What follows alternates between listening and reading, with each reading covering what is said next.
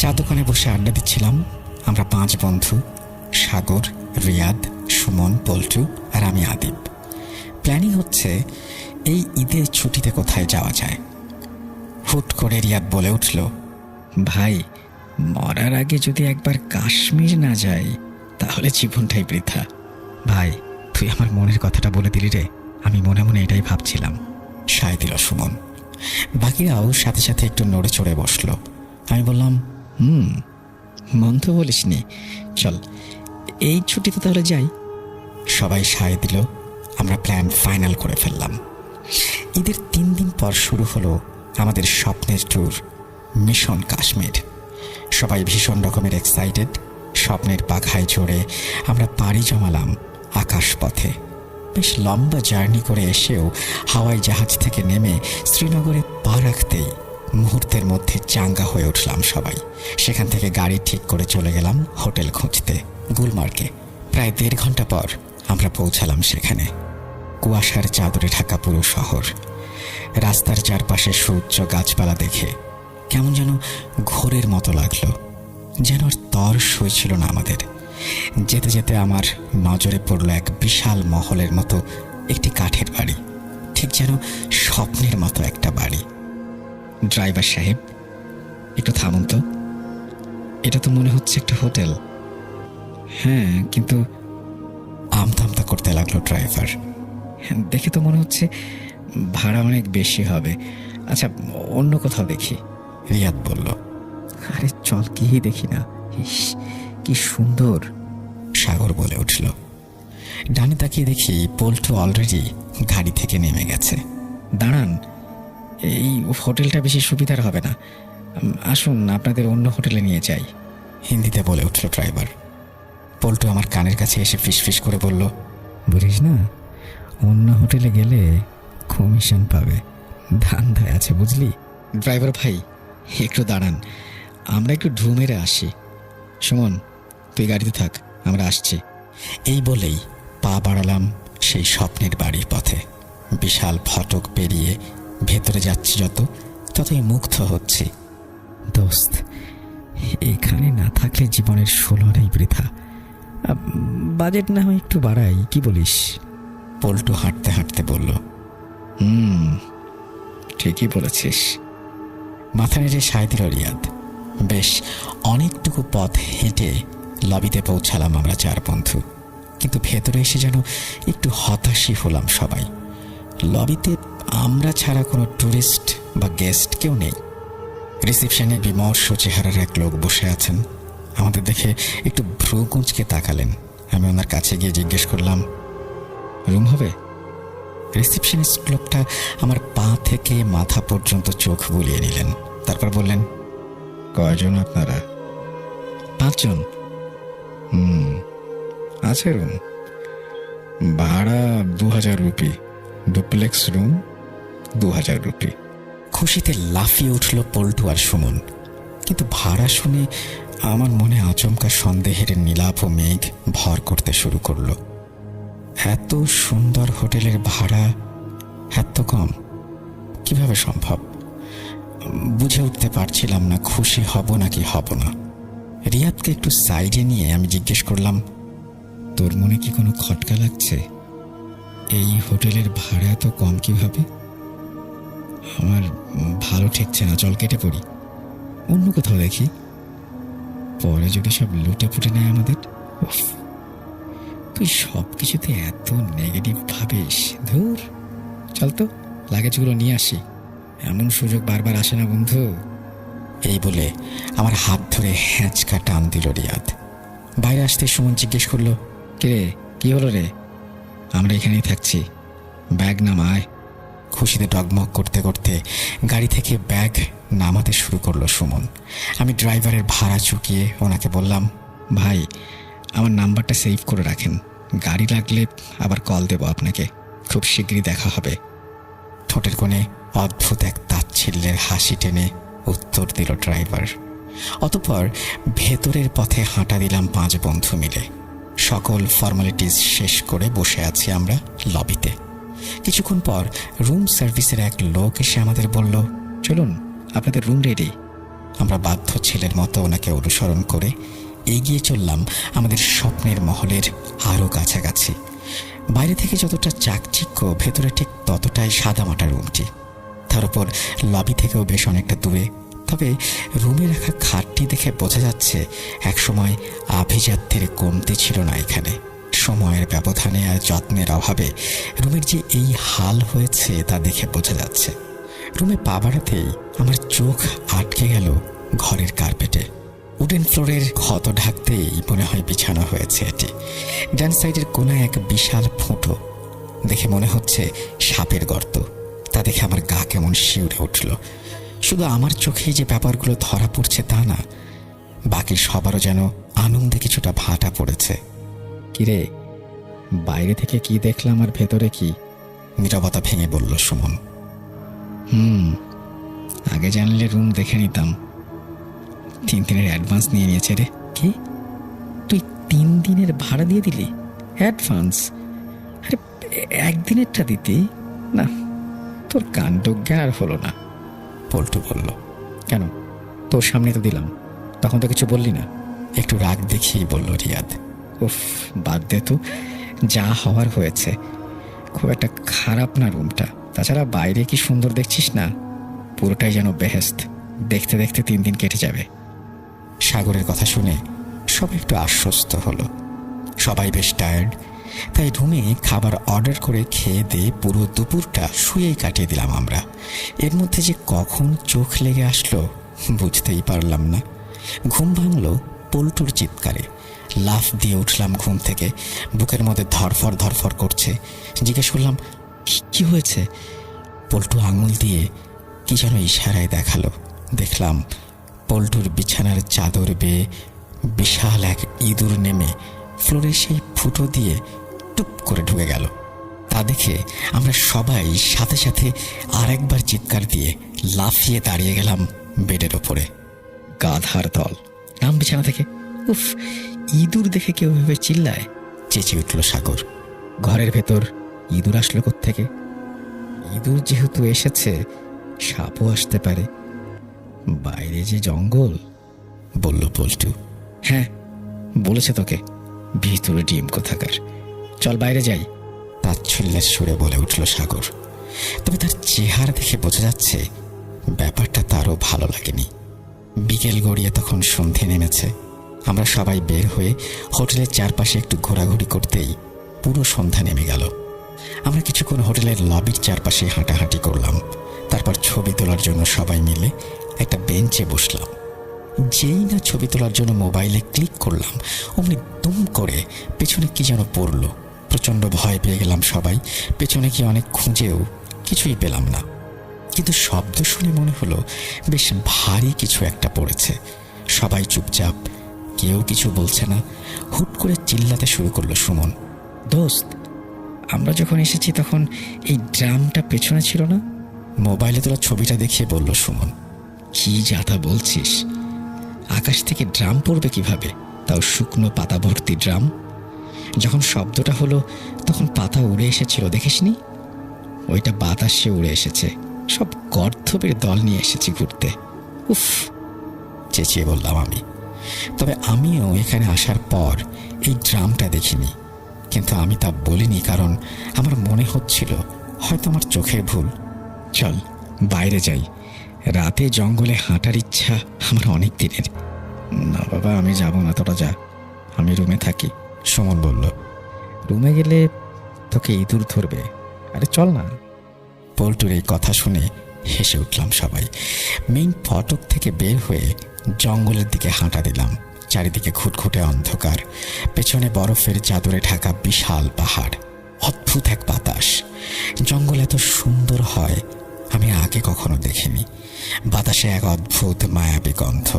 সেই মায়া গায়ে মাখিয়ে সামনের দিকে এগিয়ে যেতে লাগলাম আমরা 5 জন। যতই সামনে যাচ্ছি ততই মুগ্ধ হচ্ছি। একটু সামনে যেতেই আমাদের সাথে যোগ দিল এক পাহাড়ি কুকুর। মাথায় একটু হাত বুলিয়ে দিতেই সাথে সাথে চলতে লাগলো আমাদের সাথে। ঠিক সাথে না, একটু আগে, যেন আমাদের পথ দেখাচ্ছে। কিছুক্ষণ এগিয়ে একটা পড়ে থাকা গাছের ওপর বসলাম আমরা সবাই। পেছনে পাহাড় আর সূর্য গাছপালা। দূর থেকে ভেসে আসছে নানা রকম অচেনা পোকামাকড়ের ডাক।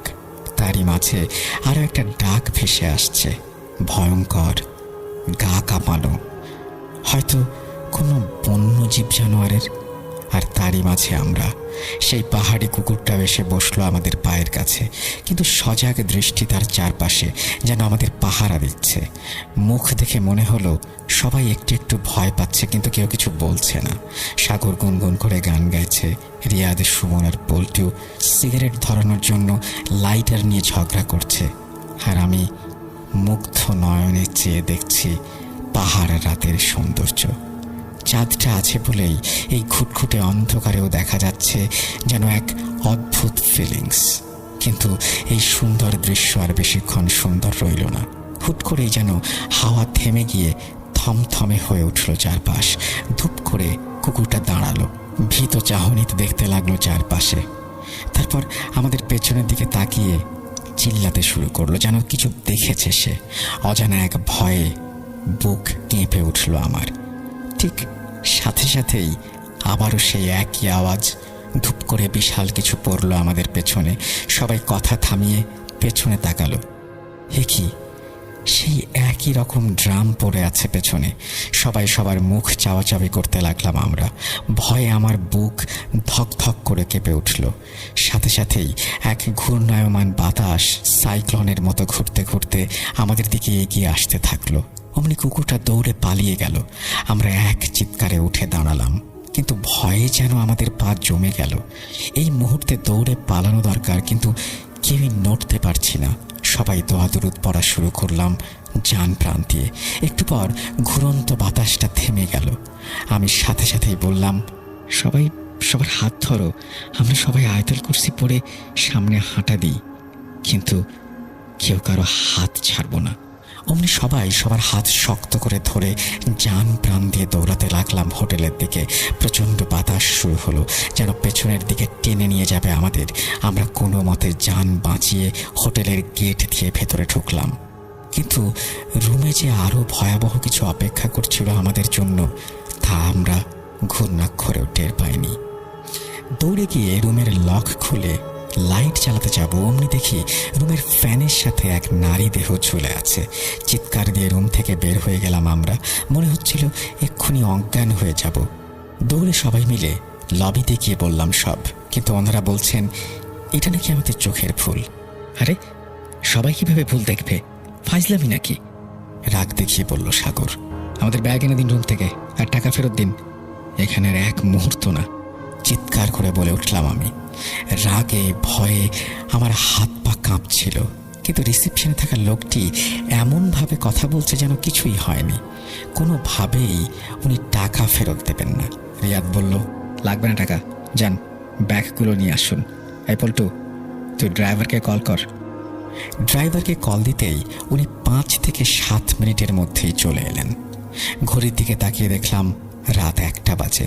ব্যাগ গাড়িতে উঠিয়ে বললাম, ড্রাইভার ভাই, প্লিজ আমাদের অন্য কোথাও নিয়ে চলেন। ড্রাইভার ঘাড় ঘুরিয়ে আমাদের দিকে তাকিয়ে বললেন, এত রাতে না বের হওয়াটাই ঠিক ছিল। আজ রাতটা গাড়িতেই কাটিয়ে দিন, ভোরে আমরা বেরিয়ে যাব। মুহূর্তের মধ্যেই জীবনটা কেমন হয়ে গেল, ভাবতেই পারছি না কিছু। নীরবতা ভেঙে ড্রাইভার বললেন, আমি কাছেই ছিলাম, কারণ জানতাম আপনাদের আমাকে প্রয়োজন হবে। বিস্ময় আর ভীত চোখে তাকিয়ে আছি আমরা ড্রাইভারের দিকে। মানে আপনি জানতেন? মানে আমতা আমতা করে প্রশ্ন করলাম আমি। এখানে যারাই থেকেছে তাদের সাথে এমন কিছু ঘটেছে, তাই আমি আপনাদের আগেই মানা করেছিলাম এই হোটেলে উঠতে। এটা একটা অভিশপ্ত হোটেল, এখানে সবাই জানে, কিন্তু দূরের মানুষ তো জানে না। অভিশপ্ত মানে? এখানে একটা কাপল হানিমুনে এসেছিল বেশ আগে। মানুষ বলে এই হোটেলের কোনো একটা রুমে সেই মহিলা ফ্যানের সাথে ঝুলে আত্মহত্যা করে, কিন্তু তার গায়ে অনেক নির্যাতনের দাগ ছিল। মার্ডার ছিল, বুঝলেন? সেই মহিলার স্বামী মেরেছে, পরে জাস্ট ঝুলিয়ে দিয়েছে। মামলাও হয়েছিল, কিন্তু বড়লোক বাপের ছেলে পার পেয়ে গেছে।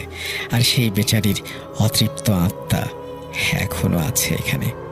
হোটেলের মালিকও এই ঘটনা ধামাচাপা দেবার অনেক চেষ্টা করেছে, কিন্তু কই, পারল না তো। যাকে, আপনাদের সাথে কি হয়েছে বলুন তো? ড্রাইভারের কথার উত্তর দিল না কেউ, দেবার শক্তি ছিল না কারো। নিশ্চুপ হয়ে মূর্তির মতো বসে আছি সবাই। সেই রাত যেন শেষই হচ্ছিল না। আমাদের জীবনের সবচেয়ে ভয়ঙ্কর রাত। এখনো মনে পড়লে আমার গা শিউরে ওঠে। এই বলে উনি ঘটনা শেষ করলেন। একটু থেমে আবার বললেন, বাকি যে কয়দিন কাশ্মীর ছিলাম তখন আর কোনো সমস্যা হয়নি, কিন্তু দাঙ্গার জন্য বেশ কিছুদিন আটকে গিয়েছিলাম। পরিস্থিতি ভালো হলে দেশে ফিরে যায় সবাই, কিন্তু জীবনের শ্রেষ্ঠ ট্যুরটাই জীবনের সবচেয়ে ভয়ঙ্কর ট্যুর হয়ে গিয়েছিল সেবার। আদিব চায়ের কাপের শেষ চুমুক দিয়ে বলে উঠল, আজ উঠি রে, কাজ আছে কিছু। আমার লেখা ভালো লাগলে জানাবেন, আর আরো নতুন ঘটনা নিয়ে হাজির হব। ভালো থাকবেন সবাই। এটা লিখেছেন পেনাং, মালয়েশিয়া থেকে কাশফিয়া তিন্নি।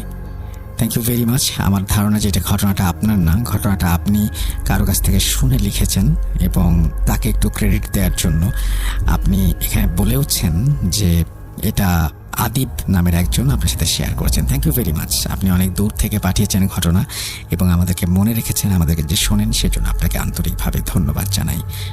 আমরা চলে যাব আমাদের পরবর্তী ঘটনায়।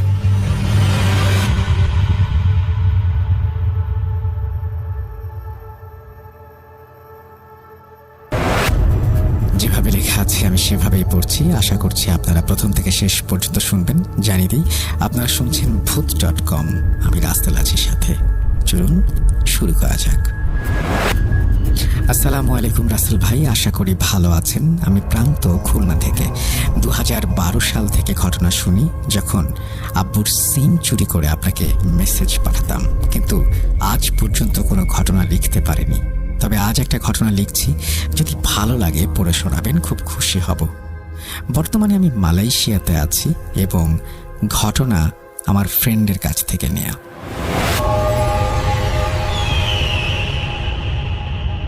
ঘটনাটা আমার বেস্ট ফ্রেন্ড তানভীরের খালার সাথে। তানভীরের খালা খালু দুজনেই খুবই পরহেজগার মানুষ ছিলেন।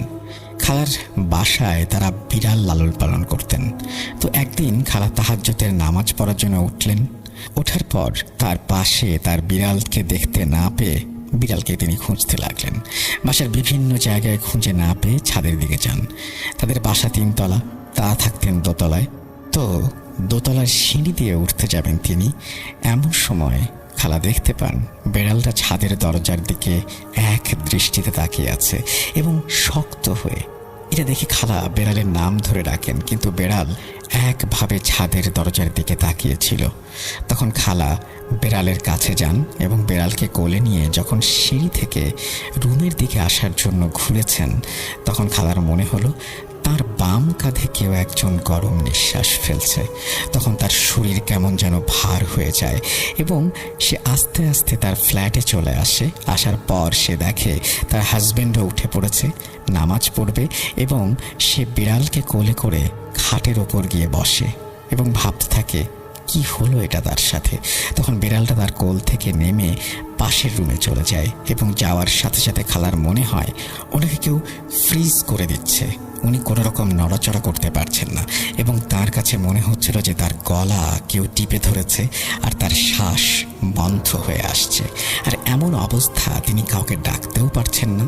ঠিক 5 সেকেন্ড পর বিড়ালটা আবারও তার রুমে ঢুকে পড়ে, আর ঢুকতেই তার দিকে এক দৃষ্টিতে তাকিয়ে থাকে। তখন খালা ফিল করেন যে খালা আবার আস্তে আস্তে নর্মাল হয়ে যাচ্ছেন। এই ঘটনা তিনি খালুর সাথে শেয়ার করেননি। আর একদিনের ঘটনা, খালা, খালু আর ছোট ছেলে রাতে ঘুমাচ্ছে। রাত তখন আনুমানিক 3:30। হঠাৎ খালার ঘুম ভেঙে যায় এবং ডিম লাইটের আলোয় তিনি দেখতে পান ছেলের বুকের ওপর একটা বাচ্চা বসে আছে এবং সে সাথে সাথে আঁতকে ওঠেন এবং খালুকে ডাকার জন্য মাথা ঘুরিয়েছেন। সাথে সাথেই সেই ছায়াটা ভ্যানিশ। তিনি তার চোখের ভুল ভেবে আবারও শুয়ে পড়েন এবং ভাবতে থাকেন কি থেকে কি দেখলেন, এবং একটা সময় তাঁর তন্দ্রা লেগে আসে। কিছুক্ষণ পর তিনি খেয়াল করেন যে তিনি শরীর নাড়াচাড়া করাতে পারছেন না এবং চোখ খুলে দেখেন তাঁর বুকের ওপর একটা কালো লিকলিকে ছায়া অবয়বের মতো ভাষা ভাষা অবস্থায় বসে আছে এবং তাকে উদ্দেশ্য করে বলছে, আমি আবার এসেছি, আমার চোখ ফাঁকি দিয়ে কোথায় যাবি। এই ভয়েসটা অনেক বয়স্ক একজনের। খালা তখন তার হাজব্যান্ডকে একটু ডাকার জন্য অনেক চেষ্টা করেন, কিন্তু তার হাত পা তিনি নাড়াতে পারছিলেন না। হঠাৎ করে তার হাজব্যান্ড একটু নড়াচড়া করে উঠলে খালা আবার স্বাভাবিক হন। তখন তিনি খালুকে ডাক দেন এবং পুরো বিষয়টা খুলে বলেন। খালু দোয়া কালাম পড়ে ফুঁ দেন এবং সান্ত্বনা দেন। তারপর খালু বলেন যে, আমি নামাজ পড়তে যাব, আমাকে দরজাটা খুলে দাও। তারপর খালু ফ্রেশ হয়ে নামাজ পড়ার জন্য মসজিদের দিকে যান। খুলনা শহরের খুব নাম করা একটা মসজিদের পাশেই তার বাড়ি। খালু ফজরের ওয়াক্তের বেশ কিছু আগেই মসজিদে পৌঁছান। তো মসজিদে পৌঁছে দেখেন মসজিদের মাঠে অল্প বয়সী ছোট বাচ্চার মতন 4-5 জন দৌড়াদৌড়ি করছে।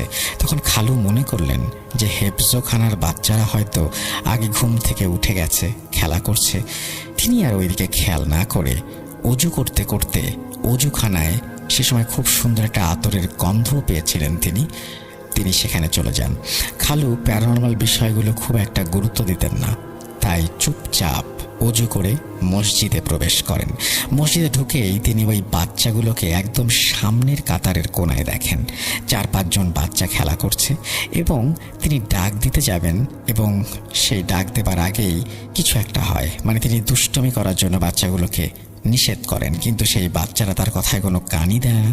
তখন তিনি মসজিদের এক কোনায় গিয়ে চুপচাপ বসে থাকেন এবং মনে হচ্ছিল আশেপাশে অনেকে হেঁটে বেড়াচ্ছে। কিছুক্ষণ পর মুয়াজ্জিন এসে আজান দিলেন। নামাজ শেষ করে সেই ইমাম সাহেবের কাছে জিজ্ঞেস করলে তিনি বলেন যে, এখানে অনেক জিনরা নামাজ পড়ে আল্লাহ ইবাদত করে, এরপর থেকে এমন দেখলে তাদের কিছু বলবে না বা নিষেধ করবে না। এই ছিল আমার ঘটনা, ছোট্ট দুটি ঘটনা। এই খালার বাড়িতে নানা ধরনের সমস্যা হয়ে থাকে এবং খালাকে একবার একটি খারাপ জিন খুব বাজেভাবে অ্যাটাক করেছিল এবং এখন খালাকে মাঝে মাঝে বাসার ভেতরেই হুজুরকে দেখাতে হয়। তো এই ছিল ঘটনা। যিনি পাঠিয়েছেন কুয়ালালামপুর থেকে, তিনি লিখছেন আমাদেরকে এবং তার নাম হচ্ছে প্রান্ত। আপনাকে অসংখ্য ধন্যবাদ প্রান্ত, এবং যারা আমাদেরকে শুনছেন এবং পুরোটা শুনবেন তাদের সবার জন্য অনেক অনেক শুভকামনা। আমরা চলে যাব আমাদের পরবর্তী ঘটনায়। চলুন শুরু করা যাক।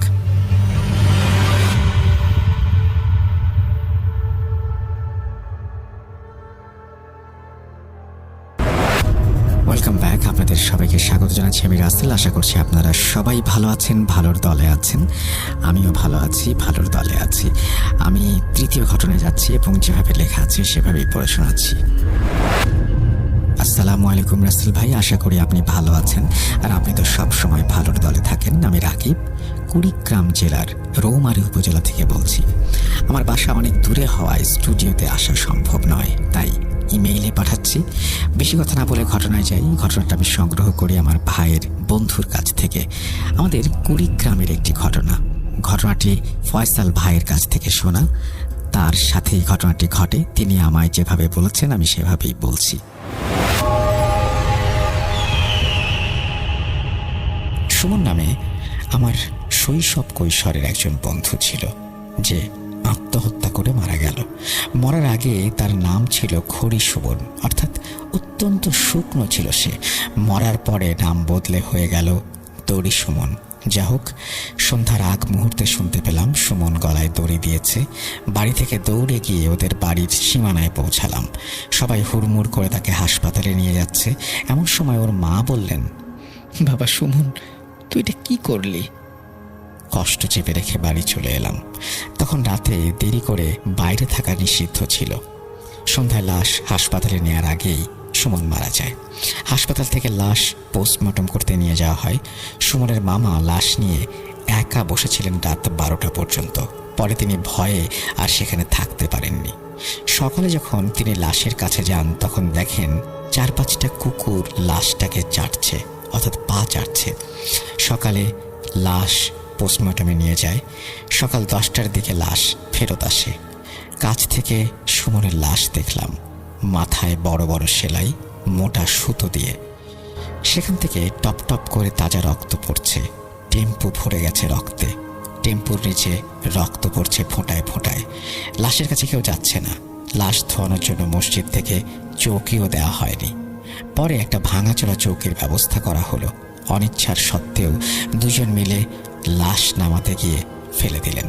খেজুর পাতার পাটি ছিঁড়ে লাশ পড়ল নিচে। সুতা ছিঁড়ে বুকের দুই পাশ খুলে গেল। দেখলাম বুকের ভেতরটা ফাঁকা। সবাই কোনো রকমে লাশটাকে নিয়ে গেল চৌকির ওপরে। লাশ ধোয়ানোর মানুষ নেই। পরে সাবান গোলানো 3-4 বালতি গরম পানি দূর থেকে লাশের গায়ে ছুঁড়ে মেরে লাশ ধোয়ানো শেষ হলো। ফেলে দেয়া ঝুট দিয়ে একজন কোনো রকমে কিছুটা জায়গা মুছে দিল। তারপর কাফনে লাশটাকে জড়িয়ে জানাজা পড়ানোর জন্য নিয়ে যাওয়া হলো। আমরা দেখলাম জানাজা পড়তে হাতে গোনা 8-9 জন মানুষ এসেছে। তার মধ্যে আমরা 4 জন বন্ধুই ছিলাম। ইমাম সাহেব জানাজা না পড়িয়ে চলে গেলেন। তিনি আত্মহত্যা করা লাশের জানাজা পড়াবেন না। এরপরও জানাজা পড়ানো হলো। জানাজা পড়ালেন সুমনের বড় মামা। বিশ্বাস করবেন না, প্রায় 2 কিলোমিটার রাস্তায় আমরা 4 বন্ধু ছাড়া কেউ খাটিয়া কাঁধে নেয়নি।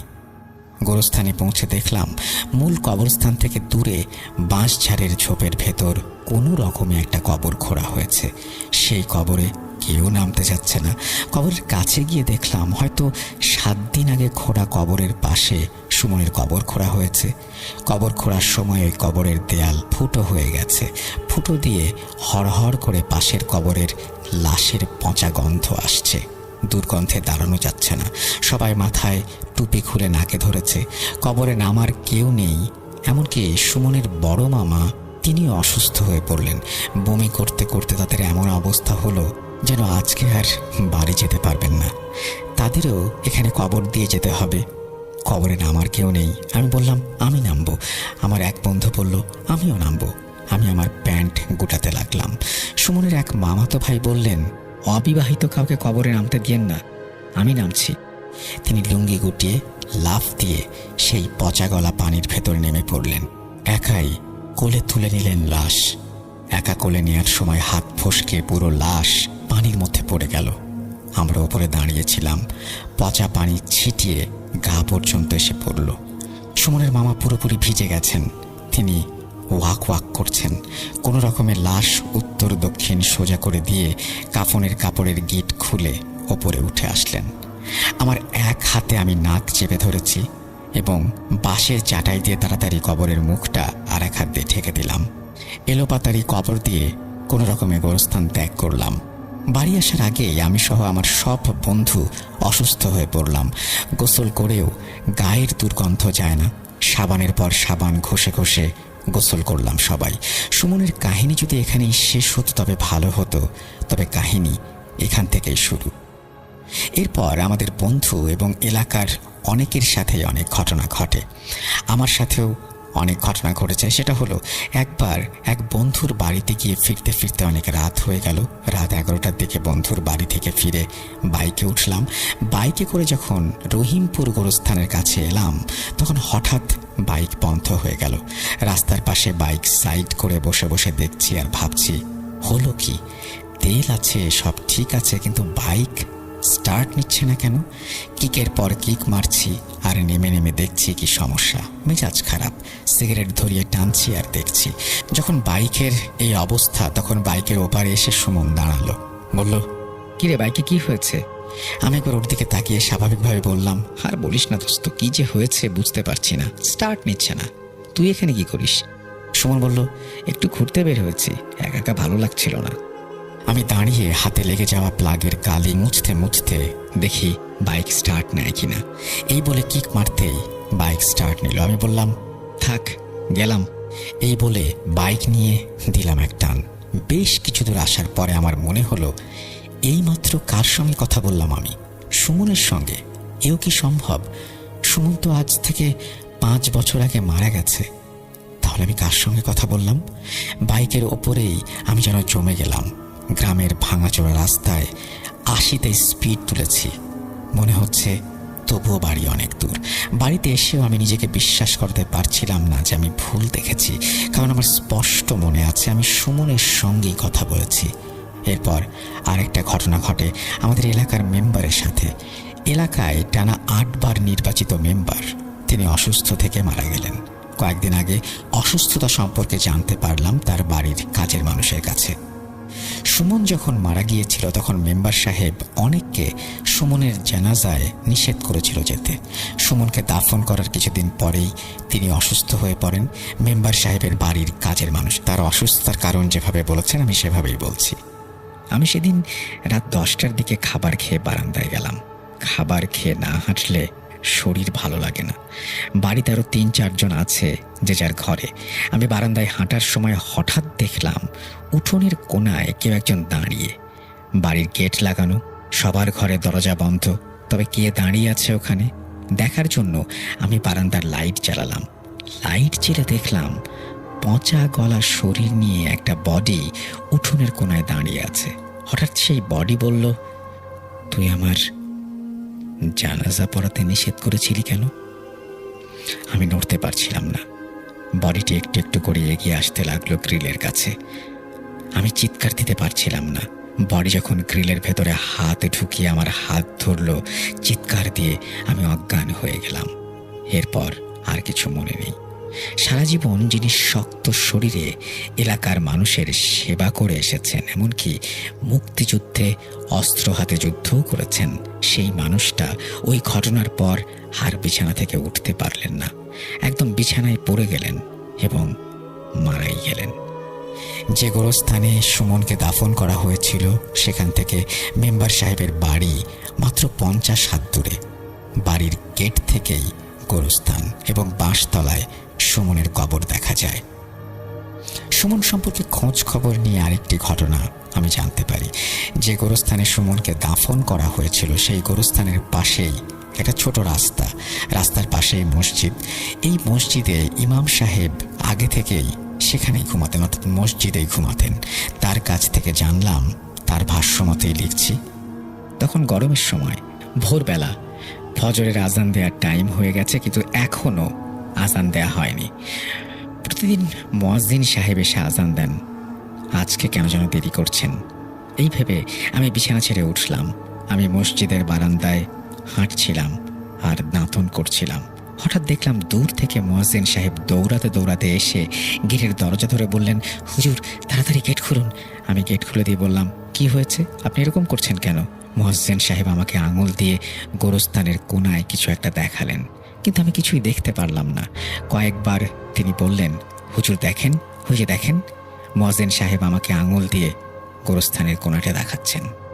আমি দেখলাম একটা বডি, যার শরীরের চামড়া মাংস পচে গেছে, সে দাঁড়িয়ে আছে। বিশ্বাস করুন, আমি স্পষ্ট দেখেছি।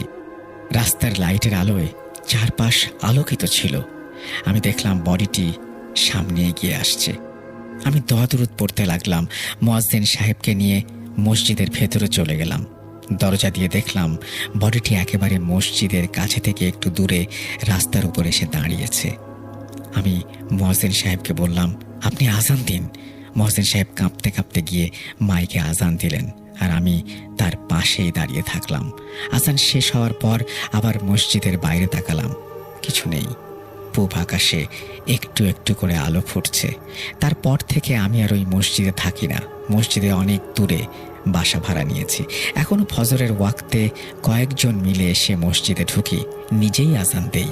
মুয়াজ্জিন সাহেব সেই ঘটনার পর থেকে আর এই মসজিদের আশেপাশেও আসেন না। আমি পরে লোকজনের কাছে এবং বডির ধরন বলে জেনেছিলাম যে বডিটি আমি দেখেছিলাম সেটা আপনাদের এলাকার একটা ছেলের বডি, যাকে অনেকেই দেখেছে। সুমন মরার বছর খানেক পরের ঘটনা আমার বন্ধুর কাছ থেকে শুনেছিলাম। বন্ধু রাতে একা থাকে বলে তার এক সিনিয়র ভাতিজা তার সঙ্গে থাকে। ভাতিজার নাম রবি। রবির দোকান আছে। সে প্রতিদিন রাত 11টার দিকে দোকান বন্ধ করে বন্ধুর কাছে আসে এবং তারা একসাথেই ঘুমায়। বন্ধুর মুখে যেভাবে শুনেছি সেভাবেই বলছি। আমি শুয়েছিলাম, চোখ দুটো ঘুমে বন্ধ হয়ে এসেছে। হঠাৎ রবি চাচা এসে দরজায় নক করে ভেতরে ঢুকলো। তারপর আমার মাথার কাছে এসে বসলো। সারাদিন কি করেছে না করেছে সেই নিয়ে গল্প। হঠাৎ আমি দেখলাম রবি চাচার চোখ মুখে কেমন একটা পচা পচা ভাব, যেন গলে পড়ছে। চোখ দুটো বের হয়ে এসেছে কোটর থেকে। কথা বলতে বলতে কেন যেন আমার মনে হলো আমি বিছানা থেকে উঠব। আমি বিছানা থেকে উঠতে লাগলাম, তখন রবি চাচা আমার বুকের ওপর একটা হাত দিলেন। আমি উঠতে পারছি না, কথাও বলতে পারছি না, চিৎকারও দিতে পারছি না। আমি দেখলাম যে হাত আমার বুকের ওপরে, তা কোনো স্বাভাবিক মানুষের হাত না। ধীরে ধীরে হাতের চাপ বাড়ছে। এইদিকে রবি চাচার মুখের সব চামড়া মাংস খসে পড়েছে এবং এক সময় চেহারা সুমনের মতো হয়ে গেল তার। আমি লাফ দিয়ে বিছানা থেকে উঠলাম। দরজার দুই পাট অর্থাৎ দুটা কপাট একদম হাঁ করে খোলা। আমি উঠে গিয়ে আমার আব্বা আম্মাকে ডেকে নিয়ে আসলাম ঘুম থেকে। তারপর তাদেরকে বললাম সব কিছু। তারা বললেন আমি স্বপ্ন দেখেছি। এক সময় আমিও ভাবলাম আমি স্বপ্ন দেখেছি। ঘরে এসে দেখলাম রবি চাচা হাত রেখেছিল যেখানে, সেই জায়গাটা খুব জ্বালাপোড়া করছে। টি শার্ট উঁচু করে দেখলাম চামড়ার উপরে 5টি আঙুলের ছাপ। আর একটা কথা, স্বপ্ন যদি আমি দেখতাম তবে আমি ঘরের দরজায় খিল দিয়ে ঘুমিয়েছিলাম। সেই দরজার কপাট খুলল কিভাবে? সেই ঘটনার রাতে রবি চাচা আমার কাছে ঘুমাতে আসেনি। সে নাকি সেদিন বিকেলে তার বড় ভাইয়ের শ্বশুর বাড়িতে বেড়াতে গিয়েছিল। পরদিন সকালে আমি এবং আমার আরও কয়েকজন বন্ধু আমার ওই বন্ধুর বুকের ওপরে একটা বাম হাতের ছাপ দেখেছিলাম। সুমনের মৃত্যুর পর এলাকা পুরোপুরি নিশ্চুপ হয়ে গিয়েছিল। মাঠে ছেলেরা খেলে না, সন্ধ্যা হলেই যে যার ঘরে ঢুকে যায়। আলিফ লায়লা দেখার জন্য সেই সময় আমাদের ঘর মানুষে পরিপূর্ণ থাকত। সুমনের মৃত্যুর পর শুক্রবারের সিনেমা আলিফ লায়লা কেউ দেখতে আসে না। এলাকা স্বাভাবিক হতে বেশ কিছুদিন লাগলো। একদিন সুমনের বাড়িতে গেলাম। চাচি আমাকে জড়িয়ে ধরে খুব কাঁদলেন। মাসখানেক পর সুমনের বাবা তাদের বাড়ি ছেড়ে সুমনের দাদির পুরনো বাড়িতে চলে যান। কারণ কি আমি জিজ্ঞেস করলাম চাচিকে। চাচি বললেন কিছু না, শুধু কাঁদলেন। অনেক জিজ্ঞাসাবাদের পরে এক পর্যায়ে চাচি বললেন, আমি মা হয়ে ওই বাড়িতে থাকতে পারি না। 7 দিন আগে তোমার চাচা ঘরের ভেতরে সুমনকে নাকি দেখেছে।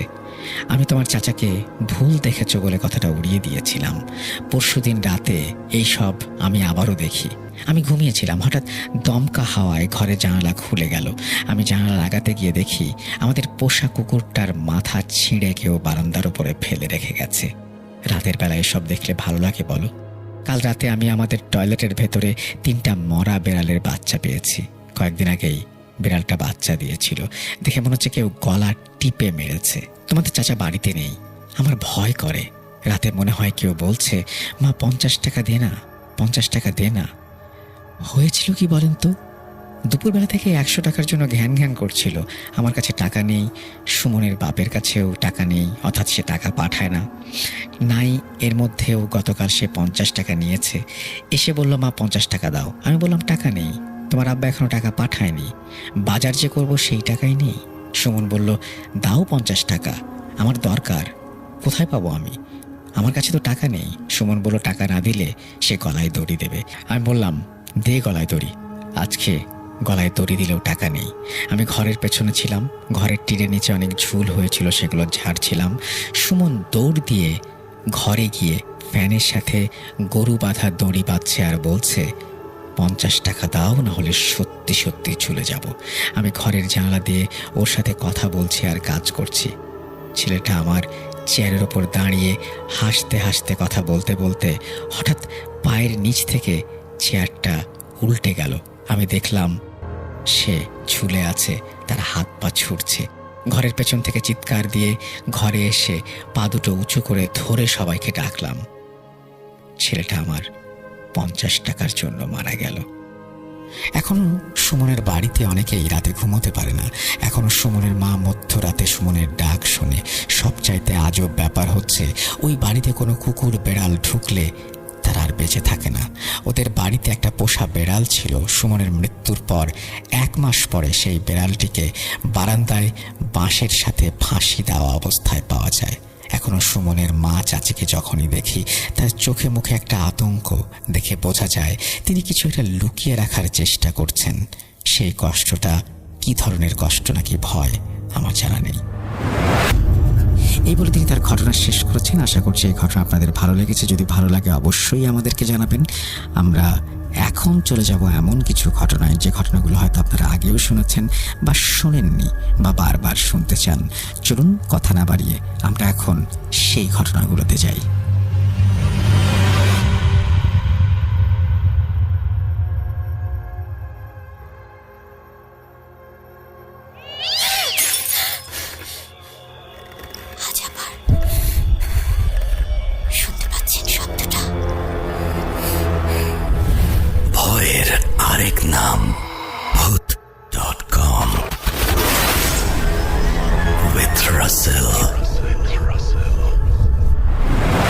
Welcome back. আপনাদের সবাইকে স্বাগত জানাচ্ছি, আমি রাসেল। আশা করছি আপনারা সবাই ভালো আছেন, ভালোর দলে আছেন। আরও একবার ফিরে আসলাম আরও একটা ইমেল নিয়ে আপনাদের কাছে। আশা করছি এই ইমেলটি আপনাদের ভালো লাগবে। তবে আগের দুটি ইমেলের মতো এই ইমেলটি অত বড় নয়, তবে ভালো লাগবে আশা করছি, এবং সেই বিশ্বাস থেকেই চাইছি আপনারা পুরোটা সময় আমার সঙ্গে থাকুন।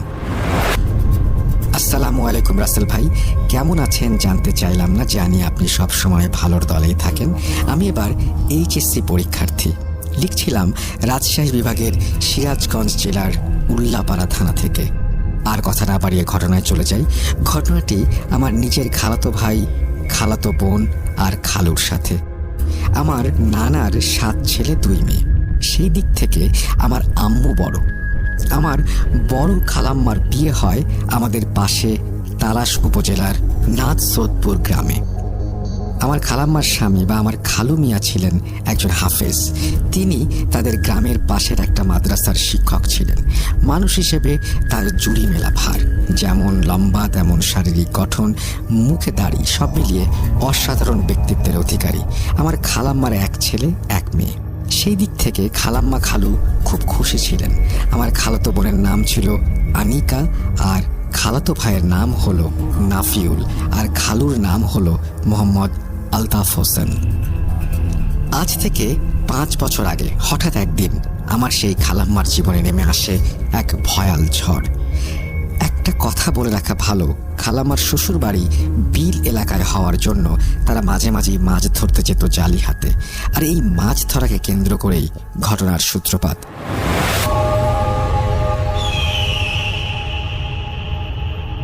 একদিন খালু মিয়া দুপুরে মাদ্রাসা থেকে এসে খালাম্মাকে তালের বড়া বা তালের পিঠা বানাতে বলেন। আরও বলেন যে মাছ ধরে এসে সেই তালের পিঠা খাবেন। হাত জালি দিয়ে মাছ ধরার জন্য সাধারণত 2 জন হলেই হয়।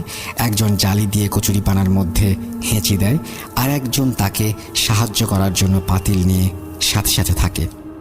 কথা অনুযায়ী খালু মিয়া আনিকা আর নাফিউলকে নিয়ে মাছ ধরার জন্য হাত জালি নিয়ে বাসা থেকে বের হয়ে পড়েন। তো দুপুর গড়িয়ে সন্ধ্যা নামে, সন্ধ্যা গড়িয়ে রাত। এদিকে খালু মিয়া, আনিকা ও নাফিউল কারো কোনো খোঁজ পাওয়া যাচ্ছে না। তখন খালাম্মা সব আত্মীয়দের বাসায় ফোন করা শুরু করেন যে তারা কোনো আত্মীয়র বাসায় গেছে কিনা। তারপরে যখন কোনো বাড়িতে পাওয়া যায় না, তখন সবাই মিলে তাদের খুঁজতে শুরু করেন। এরই মধ্যে আমাদের বাড়িতেও খবর আসে। তখন আমার বাবাও তাদের খুঁজে যান খালাম্মার শ্বশুর বাড়িতে। সকালে ভোরের আলো ফোটার আগে বাবা বাড়িতে চলে আসেন। বাবা কেমন যেন মুখ ভার করেছিলেন, বাবাকে কেমন জানি দেখাচ্ছে। তখন আম্মু বাবাকে বলেন, কি খবর? তখন বাবা হঠাৎ করে কেঁদে দেয় আর বলে, ওদের পাওয়া গেছে। তখন আম্মু বলছে, তুমি কান্না করছো কেন? তখন বাবা বলেন, ওরা কেউ বেঁচে নেই।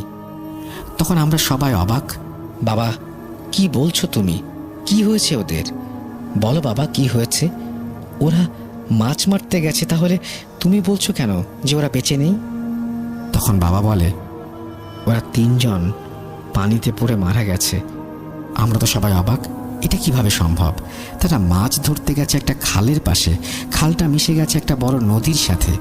খালু মিয়ার আর নাফিজের লাশটা পাওয়া যায় ওই খালের ভেতরে। খালু মিয়াকে জড়িয়ে ধরেছিল নাফিজ, খালু মিয়ার ছেলে। আর আনিকার লাশটা পাওয়া যায় সেই নদী ধরে বয়ে চলে 10 নম্বর ব্রিজ নামক একটা ব্রিজের নিচে। মাছ ধরা এক জালের সাথে আটকে ছিল আনিকা।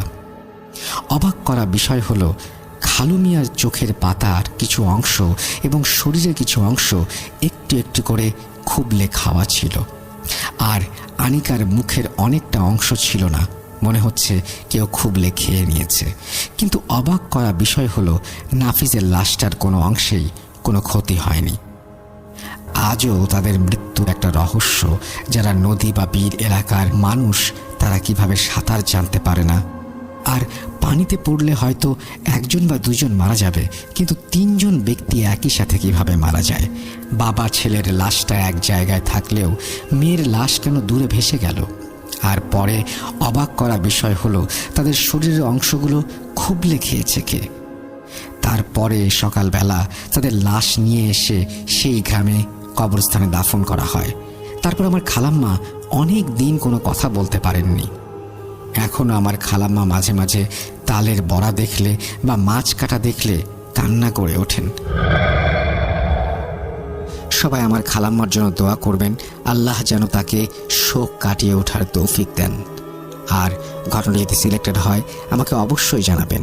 লেখার মাঝে ছোট ছোট ভুল বা লেখা সাজিয়ে গুছিয়ে না লিখতে পারলে আন্তরিকভাবে দুঃখিত।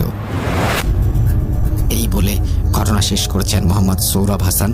এরপরে তিনি তার মোবাইল নাম্বার এবং তার ঠিকানা শেয়ার করেছেন, সেটা আমি আর না পড়ি। থ্যাংক ইউ ভেরি মাচ আপনার ঘটনার জন্য। আশা করছি এই ঘটনাটি আপনাদের ভালো লেগেছে। যদি ভালো লাগে অবশ্যই আমাদের জানাবেন, যদি ভালো না লাগে সেটাও আমাদেরকে জানাবেন। আমরা চলে যাব আমাদের পরবর্তী ঘটনায়। আশা করছি পরবর্তী ঘটনাগুলো একইভাবে আপনাদের আনন্দ দেবে। চলুন পরবর্তী ঘটনায় যাওয়া যাক।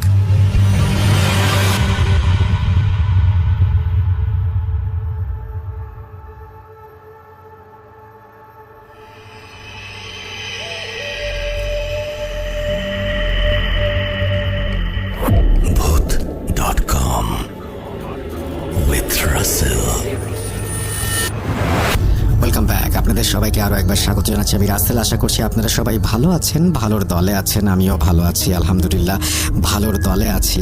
আর এখন যেটা করব সেটা হচ্ছে আমরা কথা না বাড়িয়ে চলে যাব পরবর্তী ঘটনায়, এবং যথারীতি এখন একটা অডিও ক্লিপ প্লে করব। গত সপ্তাহের অডিও ক্লিপগুলো নিশ্চয়ই মন দিয়ে শুনেছেন, অনেকে প্রশংসা করেছেন, ভালো লেগেছে, এবং আশা করছি আজকের অডিও ক্লিপগুলো আপনাদের ভালো লাগবে। আমরা চলে যাচ্ছি আমাদের প্রথম ঘটনায়। আসসালামু আলাইকুম রাসেল ভাই, আমি সুমনা বলছি সাভার থেকে।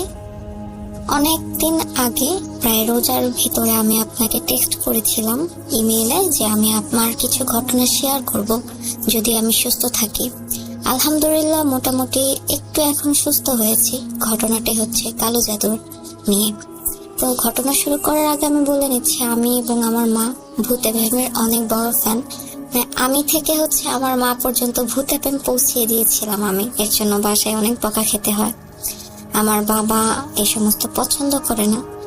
কেন করে না সেটা আমি আপনাকে আজকে বলবো, এবং বলার আগে বলছি যে আমি আমার আম্মুর থেকে অনুমতি নিয়ে দেন আপনাকে ঘটনাটি শেয়ার করা। ঘটনাটি হচ্ছে কালো জাদু সম্পর্কিত।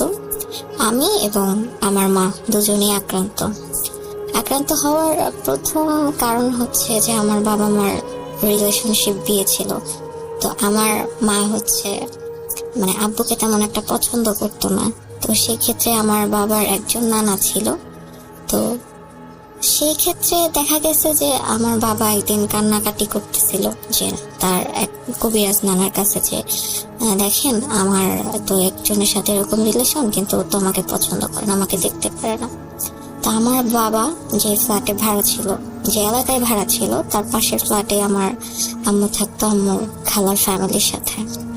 তো দেখা গেছে যে ওইখানে অনেক গার্মেন্টস এর মেয়েরা আর কি কাজ করতো। তো আব্বুর সাথে ওদের একটু কন্ট্যাক্ট ছিল। তো আম্মুকে দেখা গেছে যে ওইখান থেকে আপনার শরবত খাওয়াইতো, লেবু দিয়ে শরবত খাওয়াইতো। তো টুকটাক করে কবিরাজি করে আম্মুকে বিয়ে করেছিলেন।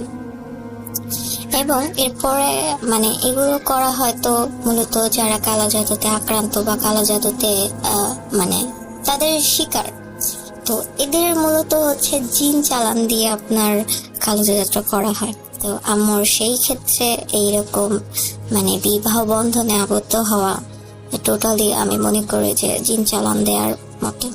তো মাঝখান দিয়ে অনেক বছর পরে মানে দেখা গেছে আমি যখন হই তারপর থেকে আম্মুর প্রবলেম, মানে যেহেতু জিন চালানের সমস্যাগত কারণে আম্মুর শারীরিক প্রবলেম, মানসিক প্রবলেম, বাবার সাথে তেমন একটা বনতো না। ঠিক আছে, তো বাবার সাথে না বোনানোর কারণে অনেক ঝগড়াঝাটি আমি আমার ছোটবেলা থেকে আপনার মানে এরকম ক্রাইসিসে বড় হয়েছে যে সপ্তাহে 2 থেকে 3 দিন আপনার এরকম ঝগড়াঝাটি লেগেই থাকবে। তো আমি ওইটার ভিতর দিয়ে এখন এইচএসসি কমপ্লিট করেছি, অনার্সে ভর্তি হব। তো একটা কথা বলতে চাই যে পাপ ছাড়ে না বাপকে, এটা হচ্ছে প্রচলিত কথা। তেমনি মাঝখান দিয়ে আমি যখন ক্লাস 8-এ পড়ি তখন আম্মুর কিডনিতে প্রবলেম হয়েছিল। তো কিডনিতে প্রবলেম মানে কেন হয়েছিল? অতিরিক্ত ওষুধ খাওয়ার কারণে, অতিরিক্ত ওষুধ সেবনের কারণে আম্মুর কিডনিতে প্রবলেম হয়েছিল। দেখে গেছে এত এত ডক্টর দেখানো হয়েছে, ইবনে সিনা থেকে বিভিন্ন বড় বড় প্রতিষ্ঠান থেকে ডক্টর দেখানো হয়েছিল। তো সবার এক কথা, কোনো রোগ নেই, কোনো কিছুই নেই, বাট আম্মুর প্রচন্ড শ্বাসকষ্ট হতো, বুকে ব্যথা হতো, মাথা ব্যথা করতো, অনেক পেইন। মানে সবাই বলেছিল যে এটা হচ্ছে মাইগ্রেনের প্রবলেম, কিন্তু দেখা গেছে এটা মাইগ্রেনের প্রবলেম না। আর কেননা সেটা আরেকটি ঘটনার গভীরে গেলে বুঝতে পারবেন। তো এরকম করতে করতে বিভিন্ন ডক্টরের কাছ থেকে বিভিন্ন ওষুধ খাওয়ানো হয়, সবাই হচ্ছে অ্যান্টিবায়োটিক দিছিল। প্রায় 1.5-2 লাখ টাকা শুধু ডক্টরের ভিজিট লেগেছে আমি যখন ক্লাস 8-এ পড়ি। তো এরপরে আস্তে আস্তে আমার কিডনির প্রবলেম দেখা দিয়েছে, কিডনিতে আর কি পানি চলে আসছিল। তো পিজি হসপিটালে ভর্তি করিয়েছিল আম্মুকে। তো ডায়ালিসিস করার কথা ছিল, বাট অনেক প্রেশার লো কারণে ডায়ালিসিস করা হয়নি। পিজিতে ছিল 15 দিন, তারপরে হচ্ছে ইবনে সিনাতে গিয়েছিল। তো ইবনে সিনা থেকে রিটার্ন করে দিয়েছে আম্মুকে, যে মানে পানিতে হাত পা এত ফুলে গেছে, আম্মুকে এখান থেকে রিটার্ন করে দিয়েছে যে আম্মুকে আসলে এখানে ভর্তি করাবে না। তো বাসায় আসার পরে আম্মু এখন ডায়ালিসিস ছাড়া হয়তো সবার দোয়ায় যে সুস্থ হয়েছে। তারপরও মাঝে মধ্যে ডক্টর বলেছে যে কিডনির প্রবলেম হলে সেক্ষেত্রে আপনার এরকম করতে। যেহেতু আমি জানি যে এই কাজগুলো করানো হয় যে তাদের কবিরাজদের পালিত জিনদের কারণে, হয়তো বা আম্মুর সেই প্রবলেমগুলো ফেস করেছিল। যে আম্মুর তো যেহেতু এভাবে বিয়েটা হয়েছিল, আমি আসলে জানতে পারি পরবর্তীতে আমার মানে নানু নানার কাছ থেকে। তো এখনো সংসার করছে, তো মাঝখান দিয়ে আব্বু কি করেছিল, কবিরাজি শিক্ষা আর কি নিচ্ছিল। মানে তার অফিসের এক কলিগ হচ্ছে বান্দরবন থেকে, মানে চাকমাদের কাছ থেকে কবিরাজি শিখেছিল। তো সেখান থেকে অ্যাকচুয়ালি কবিরাজি শিক্ষা নিচ্ছিল, বাট এরপরে কি হয়েছে, সে আর কন্টিনিউ করে নাই। তারপরে আমাদের ঘরে আমি দেখতাম যে রাত হলে বাবা তার রুম আটকিয়ে আর কি বিভিন্ন জাফরান কালি, দেন হচ্ছে বিভিন্ন মানে আদার্স যে কবিরাজি শিক্ষার যে জিনিসপত্র লাগে, একটা সাদা কাগজ, তারপর হচ্ছে কিছু ডায়েরিতে কিছু নকশা আঁকানো। তো এগুলা করতে গিয়ে তার একটু মেবি প্রবলেম হচ্ছিল, মানে দেখা গেছে যে অনেক সিকনেস কাজ করতো তার ভিতরে। এমনিতে অনেক চিকন মানুষ বাবা, শুকিয়ে যাচ্ছিল। এরকম করতে করতে মোটামুটি আম্মুর চ্যাপ্টারটা ক্লোজ। আমি কেন হচ্ছে এটা বলছি, যে আমি প্রথমে ঘটনা শুরু করার আগে আমি আপনাকে বলেছিলাম যে পাপ ছাড়ে না বাপকে। তো যেহেতু একটা পাপ করলে আল্লাহ তাআলা আছে, সেহেতু এর মানে শাস্তি অবধারিত। সেই শাস্তিটা হচ্ছে আমার ক্ষেত্রে, ঠিক আছে, আল্লাহ তাআলা হয়তো আমাকে দিয়ে আম্মুকে শাস্তি দিয়েছে। আমি নিজে একজন জাদুগ্রস্ত এখন বর্তমানে। ঘটনাটা বলি যে আমি কেন এই কথাটা বলেছি, যে আমার যখন ক্লাস 8-এ ক্লাস 7-এ পড়ি তখন থেকে আমার বিয়ের প্রবণতা আসে। হয়তোবা আমার বিহেভের কারণে, কথাবার্তার কারণে, এত ছোট বয়স থেকে দেখতে এতটা সুন্দর না, তারপরেও মানে কেন জানি অনেক বিয়ের প্রবণতা আসতো। তো এই দেখতাম কি যে আমার ফ্যামিলির অনেকজন হচ্ছে হিংসা করতো, কারণ অনেকজন আছে যে অনার্স মাস্টার্স পড়তেছে, তাদের হচ্ছে বিয়ে হচ্ছে না, ঠিক আছে। তো এরপরও আমার কেন তো বিয়ের প্রবণতা আসে। তো ফার্স্ট সন্দেহ ছিল আমার আর কি, যখন আমি আমার ঘটনাগুলো আমি কবিরাজের কাছ থেকে শুনতে পারি, তখন আমার ঘটনাগুলো আসলে আমি ভাবছিলাম যে ফ্যামিলির কিছু লোক হয়তো বা করে, বাট আমি লুকিয়ে লুকিয়ে আমার যে হুজুরের কাছ থেকে আর কি চিকিৎসা নেওয়া হচ্ছে বর্তমানে, তো সেই হুজুরের কাছ থেকে আমি অ্যাকচুয়ালি জানতে পারি যে অ্যাকচুয়ালি আমার প্রবলেমগুলো কোথা থেকে আসছে বা প্রবলেমগুলো কোথায়। প্রথমত আমি 9-এ পড়া অবস্থায় থাকাকালীন আমার একটা ছেলের সাথে সম্পর্ক হয়েছিল। তো তারপরে ক্লাস 9টা টোটালি বাসা থেকে আমি ম্যানেজ করতে পারতেছিলাম না, যেহেতু আমি এত ছোট, সেহেতু আমাকে বিয়ে দিচ্ছে না এরকম একটা পরিস্থিতি, ঠিক আছে। তো দেখা গেছে কি যে অনেক ট্রাই করছি বাসায়, আমরা দেন লুকিয়ে লুকিয়ে ঘুরতে যেতাম, এরকম একটা ব্যাপার ছিল ফ্যামিলিগত ভাবে। মানে তারা আমাকে দেখতে আসছিল, তাদের ফ্যামিলি থেকে আমাদের ফ্যামিলি থেকে দেখতে আসছিল, তো কোনো এক কারণে এখানে আর কি মানে হয়নি, আপু আম্মু না করেছে যেখানে হয়নি। কিন্তু আপনি দেখেন, আপনি একটা মানুষকে অনেকটা ভালোবাসেন, ট্রাস্ট করেন, সবকিছু হচ্ছে ট্রাস্ট করার পরেও যে একটা আছে না যে ভালোবাসা না পেলে তুই আমার হলি না, তো আমি তোকে কাউকে হতে দিব না, এরকম একটা ব্যাপার। তো ওই ছেলেটা আমার মাথার চুল নিয়ে আর কি আমার ব্যবহৃত ওড়না আর কি হিজাব যেটা, তো সেটা নিয়ে কালো জাদুটা করেছিল আর কি। তো দেখেছে আমি তারপর থেকে অনেক সিক হয়ে যাই, যেহেতু আমার মানে জিন চালান দিয়েছে আবার আমার ভেতরে, আমার উপরে। তো সেটা আমি খাওয়া দাওয়া করতে পারতাম না, খেলে আমার প্রচন্ড পেটে ব্যথা করতো। পিরিয়ড কালীন সময় আমার পিরিয়ড হওয়ার আগে প্রচন্ড রকমের পেটে ব্যথা করতো, ইভেন এখনো পেটে ব্যথা আমার যায়নি, প্রচন্ড পেটে ব্যথা করে। তারপরে খেলে আমার বমি আসে, প্রচন্ড মাথা ব্যথা। আমি সেম প্রবলেম গুলো আম্মুর ভিতরে যে প্রবলেম গুলো দেখতে পাচ্ছিলাম, যে বুক ধরফর করে, ওইরকম সেম প্রবলেম গুলো হচ্ছে আমার ভিতরে। তারপরেও না আমি একটা মানে এগুলো আমি বুঝি নাই যে অ্যাকচুয়ালি মানে ব্ল্যাক ম্যাজিক করলে কি কি হয় বা এরকম কোনো কিছু। তো এরপরে হয়েছে কি যে বাবা মা এরকম একটু সন্দেহ হচ্ছিল, কারণ মানে ওই রিলেশন ব্রেক হওয়ার পরে আমার যার সাথে পরিচয় হয়েছিল না কেন, যার সাথে আমি কথা বলেছিলাম না কেন, সবাই দেখেছি ফেক পার্সন বলতে হয়তো বা কারো বিয়ে হয়েছে, হয়তো বা কারো রিলেশনশিপ ছিল। মানে আমি আসলে এটা বুঝতে পারতেছিলাম না যে কেন বারবার হচ্ছে আমার সাথে এরকম হচ্ছিল।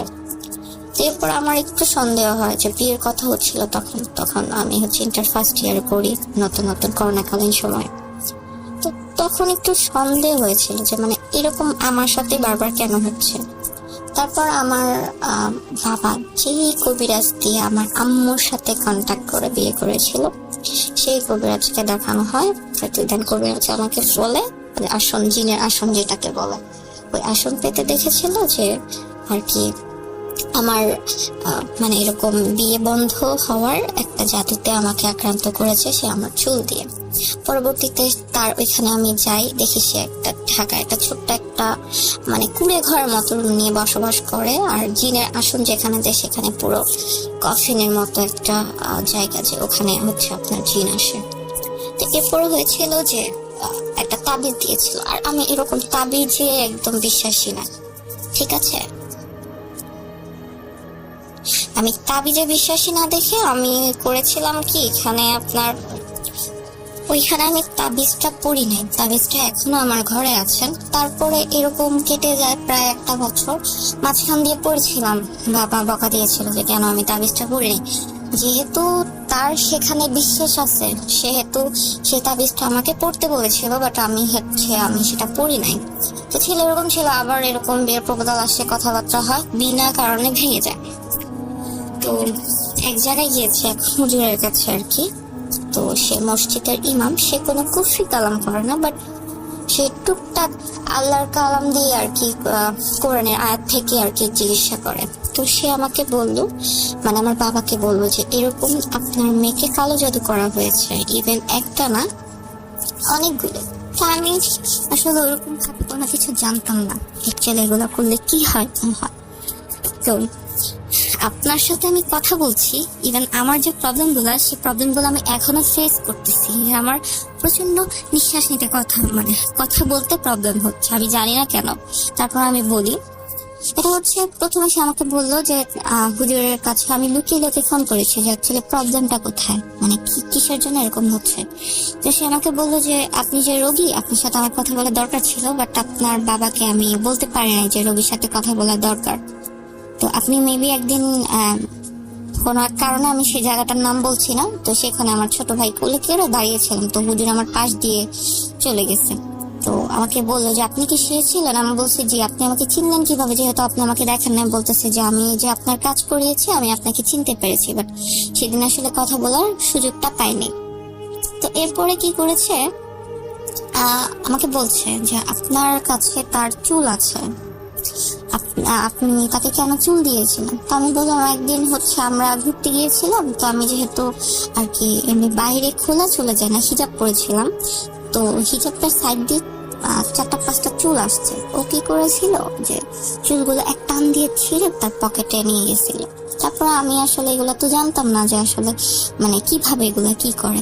তো আমার কাছে হচ্ছে একদিন ওড়না চায় একটা ইউজ করা ওড়না। আমি বলছি কেন, তুমি আমার ওড়না দিয়ে কি করবে? সে আমাকে বলেছিল যে অ্যাকচুয়ালি তুমি তো আমার কাছে তেমন থাকো না, আর আমি তো ঘুরতে যেতে পারি না, যেহেতু আমি অনেক দূরে থাকি, তো সেহেতু হচ্ছে আমি আমার এই ওড়না মানে তোমার এই ওড়নাটা আমি সবসময় রেখে দিব। তো আমি আসলে বিশ্বাস করে তাকে ওড়নাটা দিয়ে দিয়েছিলাম।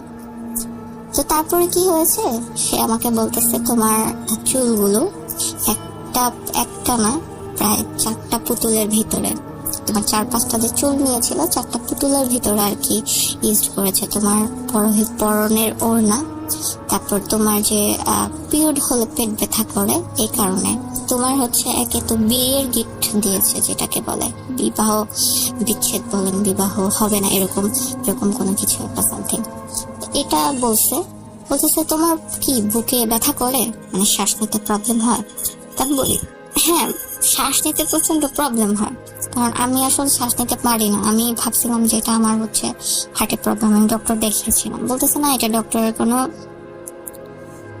কায়দা নেই, তবে তোমার এটা হচ্ছে কালো জাদুর প্রভাব, যে তোমার পিরিয়ডে পেট ব্যথা করে, তোমার মাথা ব্যথা করে। আমি তো ভাবছিলাম যে মানে আমার মাইগ্রেনের প্রবলেম আছে, আমার হার্টের প্রবলেম আছে, বাট এরকম কোনো কিছুই নেই। মানে এমন খারাপ জিনিস সে আমার করেছে, মানে আমি টোটালি সিক, মানে পুরোটাই অসুস্থ হয়ে পড়েছি। তারপর আল্লাহর রহমতে হয়তোবা সবার দোয়াতে আমার স্বাস্থ্যটা ঠিক আছে, বাট অনেক রোগী আছে হুজুর আমাকে বলেছে স্বাস্থ্য ঠিক নাই তাদের।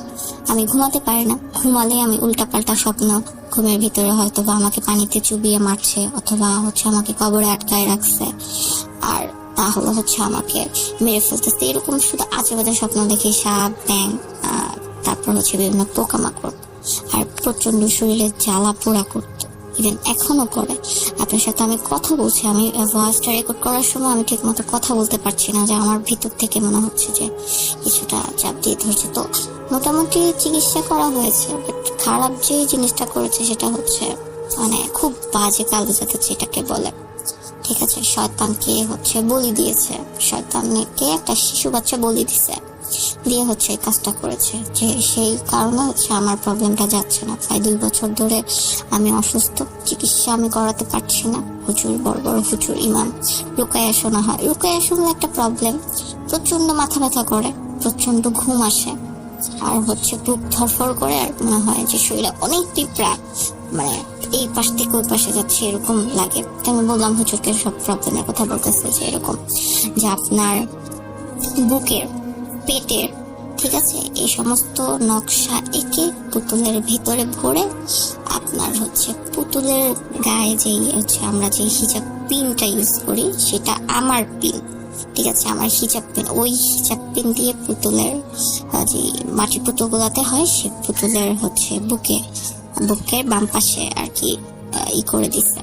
তো এই কারণে হচ্ছে আমার দম নিতে প্রচন্ড প্রবলেম হয়, মানে নিঃশ্বাস নিতে প্রবলেম হয়, আমি একা থাকতে পারি না, আমার অন্ধকারে একদমই ভয় লাগে না। বাট মাঝে মধ্যে মানে আমার প্রচন্ড সাহস, আমার ইচ্ছা হয় যে আমি একটু জিন দেখবো, এই দেখবো, সেই দেখবো, বাট আমি আসলে এরকম ফিল করি, দেখি না।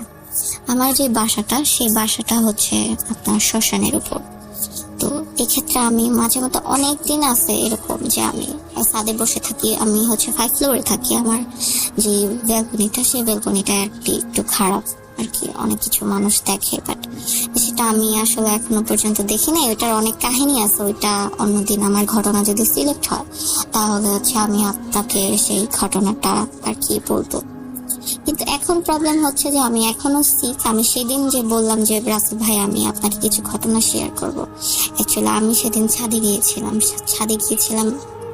তো কি হয়েছিল, ছাদে প্রচন্ড গরম ছিল, একদম মানে প্রচন্ড গরম। আমি ছাদের কোনায়, যে আমার ব্যালকনি বরাবর যে রুমটা আছে সেই কোনায় দাঁড়িয়ে আছি, ছাদে কেউ নাই, ঈদের বন্ধতে আর কি সবাই বাড়িতে গিয়েছে। যেহেতু আমি 5 ফ্লোরে থাকি, 6 ফ্লোরে হচ্ছে ছাদ, আমি ছাদে গিয়ে দাঁড়িয়েছি। তো সুরা মেবি শুনছিলাম এরকম একটা, তো সুরা শুনতে একটা গান চলে আসছে, তো আমি আবার সাউন্ডটা কমাই দিয়ে দাঁড়ায় আছি, গান শুনতেছি বাতাসে। তো হঠাৎ করে আমার ডান পাশ থেকে হালকা গরম একটা বাতাস আর কি, চুলগুলো আবার অনেক বড়, তো হঠাৎ করে আমার চুলটা খুলে গেছে। আমি চুলে গিট্টু দিয়ে রাখছিলাম, বেশিরভাগ আমি চুলে গিট্টু দিয়ে রাখি, সে চুলটা হালকা করে খুলে গেল। তো আমি বাঁধলাম, বেঁধে আমি রুমে আসলাম। তখন থেকে আমি আবার পজেস্ট বলবো না, মানে আমি না কিছু পাগলামি করতেছিলাম, যে আপনাকে বলতেছিলাম আমাকে কেন ছাদ থেকে নিয়ে আসা হলো। আমি কিন্তু একা নিজের রুমে আসছি, দেখা গেছে আমার শরীরে একদম প্রচুর দাগ, ছোট ছোট অ্যালার্জির মতো, মানে ঘা হয়ে যায় এরকম, ওরকম দিয়ে পুরা শরীর ফুলে গেল, ঠোঁট লাল, চোখ লাল, সব মুখ চোখ একদম লাল হয়ে গেল। তারপরে আমি আবার হুজুরের কাছে বলি এরকম প্রবলেম। তো হুজুর আমাকে বললো আপনি যে বাসাটা থাকেন সেই বাসাটা একটু প্রবলেম আছে, তো সেক্ষেত্রে আপনাকে একটু সাবধানতা অবলম্বন করতে হবে। আপনি 4 কুল 3 কুল আয়তল কুরসি, তারপর হচ্ছে দৌড় শরীফ, এগুলো পরে বুকে ফুদিয়ে শরীর বন্ধ করে প্রতিদিন ঘুমাবেন সকাল বিকাল, ঠিক আছে? তো আমি এখনো সুস্থ না, আমার চিকিৎসা এখনো চলছে, আমি জানি না আমি কবে সুস্থ হব। আমার মা এখনো মাঝে মধ্যে প্রবলেম ফেস করে। আম্মুরটা আর প্রবলেম আমি বলবো না, যে আম্মুরটা এখন যা হবার হয়ে গেছে। বাট আমি কেন এই কথাটা বললাম, আমার ঘটনাটা আমি শেয়ার করলাম রাসেল ভাই আপনাকে, সেটা হচ্ছে তুমি যতই পাপ করো না কেন, তুমি যেই কোনো পাপ করো না কেন, 5 বছর 10 বছর 20 বছর পরে সেটা তোমার হয়ে ফেরত আসবে। সেহেতু আমার বাবা আম্মুর সাথে এরকম জঘন্য একটা কালো জাদু, জঘন্যই বলবো, সব কালো জাদুই জঘন্য, এরকম করে বিয়ে করেছে। তো সেহেতু আমি তাদের ঘরের প্রথম সন্তান, সেক্ষেত্রে আমার দ্বারা আর কি তাদের কারণে, তার কারণে, আমার বাবার কারণে আমি আজকে পজেস্ট। হয়তো আল্লাহ তাআলা সেই শাস্তিটা আমার বাবাকে দিচ্ছে আমাকে দিয়ে। সবার কাছে দোয়া করবেন। আসলে আমার ঘটনার কোনো ব্যাখ্যা নাই বা ভৌতিক কোনো কিছু না, আমি আমার প্রবলেম গুলো ফেস করতেছি। ভাই আমি ঘটনা আর বাড়াতে চাচ্ছি না, লিসেনারদের কাছে একটা অনুরোধ যে ব্ল্যাক ম্যাজিক করার আগে অবশ্যই 10 বার ভাববেন আপনি যাকে ব্ল্যাক ম্যাজিক করছেন বা যার জন্য ব্ল্যাক ম্যাজিক করছেন, এমনটা উল্টোকরণ জাদুতে আপনি নিজে ফেসে যেতে পারেন। ইভেন কুফরি কালাম করে কারো ক্ষতি করে কেউ কোনোদিন ভালো থাকে না, ঠিক আছে? এই ঘটনার ভিতরে আমি সবাইকে আর কি একটা মেসেজ দিতে চাই যে পাপ বাপ কেউ ছাড়ে না, ইভেন আমার বাবাকেও ছাড়েনি।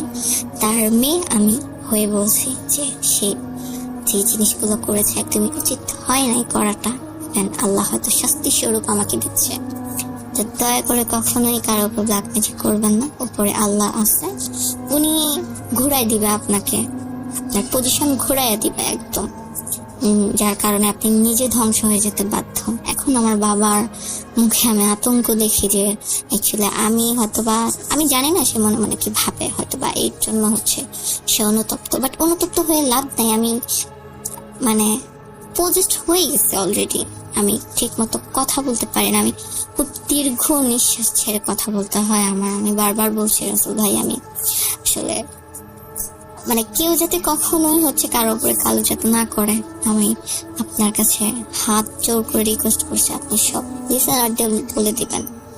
আমি আসলে নিঃশ্বাস নিতে আমার এখনো কষ্ট হচ্ছে, দোয়া করবেন যাতে আল্লাহ তাআলা আমাকে দ্রুত সুস্থ করে দেয়।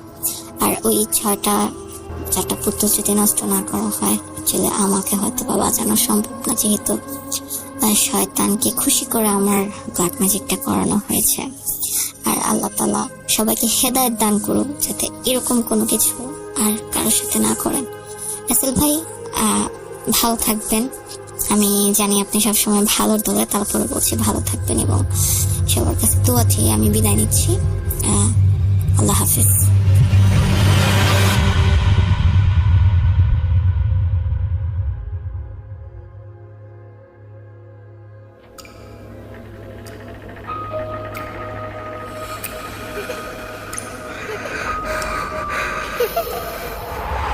লুকোচুরি খেলবে?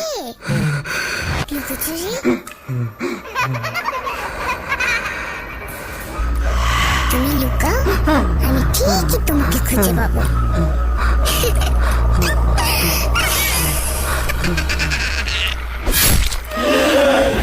Voot.com with Russell. আরও একবার আপনাদের সবাইকে স্বাগত জানাচ্ছি আমি রাসেল 225 নম্বর এপিসোডে। আপনারা আশা করছি ভয়ের রাজ্যে হারিয়ে যেতে পারছেন এবং ভালো লাগছে আপনাদের, আমাদেরকে ইমেল করতে হলে আমাদের ইমেল অ্যাড্রেস হচ্ছে russell.booth.com@gmail.com। আপনার নাম, ঠিকানা এবং ফোন নাম্বার সহ আপনার জীবনে ঘটে যাওয়া বা আপনার জানা সেরা ঘটনা লিখে পাঠিয়ে দিন আমাদের কাছে। ঘটনার শুরুতে অবশ্যই উল্লেখ করুন যে ঘটনাটা আপনি স্টুডিওতে এসে শেয়ার করতে চান, নাকি আপনি চান আপনার ঘটনা আমরা পড়ে শোনাই। যারা দেশের বাইরে রয়েছেন তারা সরাসরি অডিও ক্লিপ পাঠাতে পারেন বা লিখেও পাঠাতে পারেন ঘটনা। আমরা চলে যাব আমাদের পরবর্তী ঘটনায়।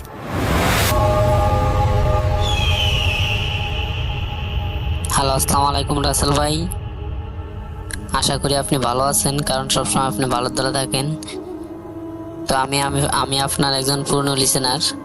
আমি আপনাকে 2016 সাল থেকে শুনি আপনার সমস্ত প্রোগ্রামগুলো।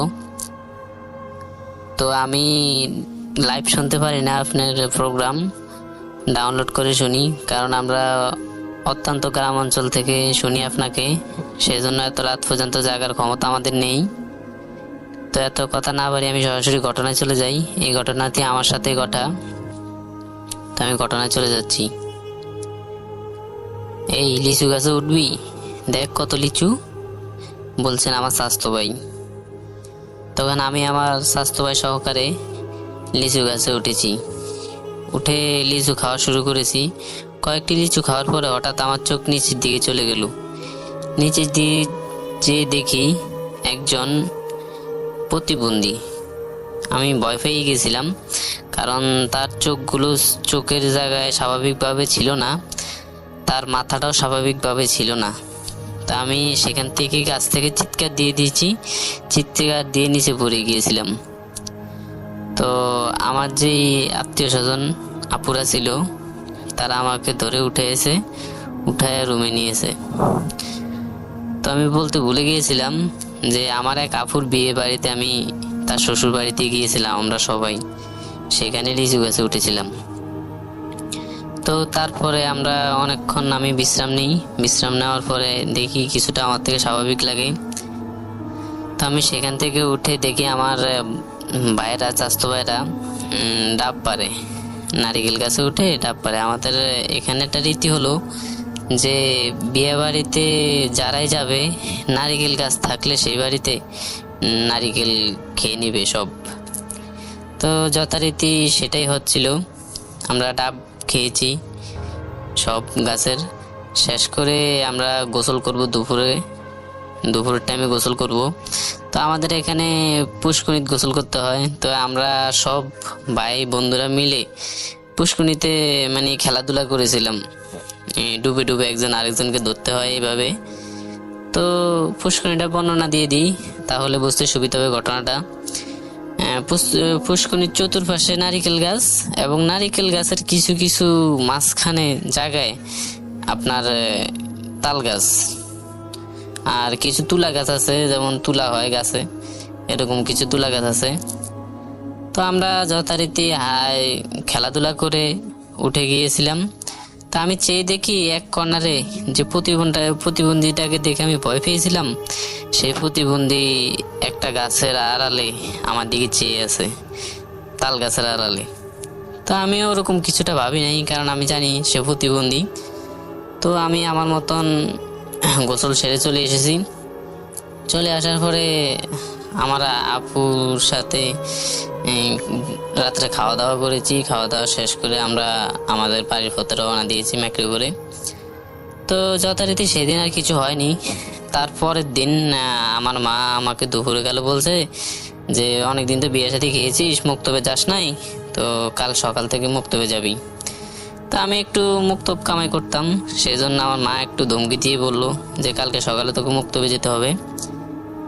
তো আমি বলেছি ঠিক আছে মা, আমি যাব। তো যথারীতি সন্ধ্যা হলো, সন্ধ্যার পরে আমরা সবাই ঘুমিয়ে গিয়েছিলাম। আমরা তো আগে বলেছি আমাদের এখানে 8টা বাজলেই সবাই ঘুমিয়ে যায়। তো যথারীতি আমরা 7টা বা 8টার দিকে ঘুমিয়ে গিয়েছিলাম। ঘুমানোর পরে রাতের 12টার দিকে হঠাৎ করে দেখি যে কিছু ছাগল চিৎকার করছে। তো আমরা যথারীতি ভাবলাম যে এত রাত্রে ছাগল এলো কোথা থেকে, না জানি কার ছাগল ছুটে গেছে ঘর থেকে বা ঘর থেকে, যে ঘরে বাঁধা হয়। তো আমরা যথারীতি বাহিরে আমি, আমার আব্বু এবং মা তিনজনে জেগে গিয়েছিলাম। তো জেগে আমরা দেখি যে 5টা ছাগল, 5টা না 4টা ছাগল, একটা বড় আর 3টে ছোট, কালো, একেবারে কালো। তো এই কালো ছাগলগুলো দেখি আমাদের দিকে তাকিয়ে আছে, বিশেষ করে আমার দিকে। আমার মনে হচ্ছে যে এই ছাগলগুলো আমার দিকেই তাকিয়ে আছে। তো আমার বাবা ছাগলগুলোকে তাড়িয়ে দিয়েছে। তাড়িয়ে দেওয়ার পরে দেখি ছাগলগুলো যাচ্ছে না। তাই আমার আব্বু এক প্রকার লাইট নিয়ে ছাগলগুলোকে লাঠি দিয়ে তাড়িয়ে দিয়েছে। তাড়িয়ে দেওয়ার পরে আর স্বাভাবিক আর কিছু হয় নাই। তারপরে আমাকে সকালে ঘুম থেকে জাগাতে চেয়েছে আমার আব্বু উঠে গেছে মক্তবে যাওয়ার জন্য। জাগানোর পরে হঠাৎ করে আমার জ্ঞান ফিরে এসেছে যে আম্মু বলাচ্ছে, কিন্তু আমার চোখও খুলতে পারতেছি না, মুখে কথা বলতে পারতেছি না, মুখ চোখ দুটোটাই আটকে গিয়েছে। আটকানোর পরে আমার মা আমাকে অনেক শাসাইছে যে যাইতে হবে, মক্তব কামাই করবি, এই সেই বলে লাঠি নিয়েছে। লাঠি নিয়ে আমাকে মারতে গিয়েছে। দেখে তারপরও আমি উঠি না, বাড়িও দিয়েছে, তারপরও দেখে আমি উঠি না। তারপর আমার আব্বু আর আম্মু আমাকে নিয়ে পুকুরের ভয় দেখিয়েছে যে ঘুমাতে যদি না উঠস বা চোখ না খোলস, কথা না বলস, তাহলে তোকে পুকুরে ফালিয়ে দেব। তো দেখে তারপরও আমি উঠি না। তারপর আমাকে চোখে পানি দিয়েছে, মুখে ইয়া করেছে। তারপর দেখে আমি চোখ মুখ কিছু খুলি না, আমার দাঁত পুরো আটকে গিয়েছে, আমার মুখ খোলা যাচ্ছে না। তারপরে আমার চোখে তেল দেওয়া হয়, সর্ষের তেল দেওয়া হয়। তো তারপরে দেখে আমি চোখ খুলতেছি না। তারপরে তাদের একটু সন্দেহ জাগার পরে আমাদের এখানে একজন কবিরাজ ছিল, মহিলা। তো তাকে আনা হয়। তাকে আনার পরে আমি তখনও মানে সব শুনতেছি এবং বুঝতেছি যে এরা কি করতেছে, কিন্তু আমি চোখও খুলতে পারতেছি না, আমি মুখে কথা বলতে পারতেছি না এবং আঁকতেও পারতেছি না। একেবারে অবশ হয়ে গেছি, প্রতিবন্ধী টাইপের মতন অবশ হয়ে গেছি, একেবারে হাত পাও কিছু লাগাতে পারতেছি না। তো তারপরে আমাকে যে মহিলা খনকার এসেছিল, আমাদের এখানে খনকার বলে কবিরাজ, তো সে আমাকে কিছু সরিষার তেল আর এমনি ঝাড়ফু করলো এবং নারিকেলের যে বাকলা বা চকলা গুলো আছে সেগুলো পুড়ে ধোঁয়া দিয়ে দিল। তারপরেও আমি দেখতেছি আমার কিছুই আসতেছে না, আমি যে হাত পা চোখ মুখ কিছুই লাড়াতে পারতেছি না। তো তারপরে যথারীতি সে চলে গেল, বলে আমার দ্বারা হবে না, এটা বলে চলে গেল। তারপরে আরেকজন আসলো, সেও ব্যর্থ হয়েছে। তারপরে বড় একজন কবিরাজের খোঁজ পেয়েছিল আমার বাবা মা। তো তারপরে তাকে এনেছে আমার বাবা মা। আনার পরে দেখি সে আসার পরে আমার হাত পা আমি লাড়াতে পারতেছি এবং কথা বলতে পারতেছি না, চোখও খুলতে পারতেছি না, কিন্তু আমার হাত পাও লড়তেছে আঙ্গুলগুলো।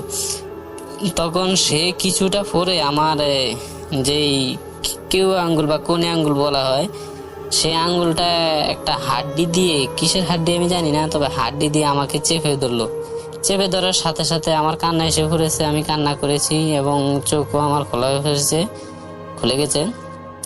তো অনেকক্ষণ পর্যন্ত আমাকে এভাবে চেপে ধরে আমার কিছু সূরা কালাম পড়েছে হয়তো। তো তারপরে দেখি আমি স্বাভাবিক, ইনশাল্লাহ সুস্থ হয়ে গেছি। তো তারপরে এগুলা করার পরে অনেকক্ষণ পর্যন্ত রিচুয়াল করেছে। ওরকম হয় নাই যে ভূত এসে আমাকে বলেছে যে আমি শরীর থেকে যাব না, ওরকম করবো না, এরকম করবো না, সেরকম কিছুই হয় নাই। এমনি আমাকে একটা হাড্ডি দিয়ে কেউ আঙ্গুল ধরেছে। তারপর পরে আমার সব সেন্স বা যেটাই বলেন সব ফিরে এসেছে। আমি হাত পা মুখে কথা বলতে পারতেছি এবং কান্না করছি, শুধু কান্না করছি। তারপরে কান্না তো আমার থামছে না। তারপরে আমাকে কিছু দোয়া কালাম পরে ফুটে দেওয়ার পরে তারপরে কান্না থেমে গেছে। তো থেমে যাওয়ার পরে সে বলেছিল যে এর সাথে 4টে জিন ছিল। তো আমাকে দেখে এরা কিছুটা ভয় পেয়েছে। ভয় পাওয়ার পরে এরা যাবে না। তো যাবে না, কি করতে হবে, 7 পুকুরের পানি এবং নদীর পানির ফেনা আনতে হবে, এনে রাতের 12টার দিকে আনতে হবে। তো যথারীতি 7 পুকুরের পানি রাতের 12টা বাজনে গিয়ে নদীর ফেনা নিয়ে এসেছে এবং বলেছে সাত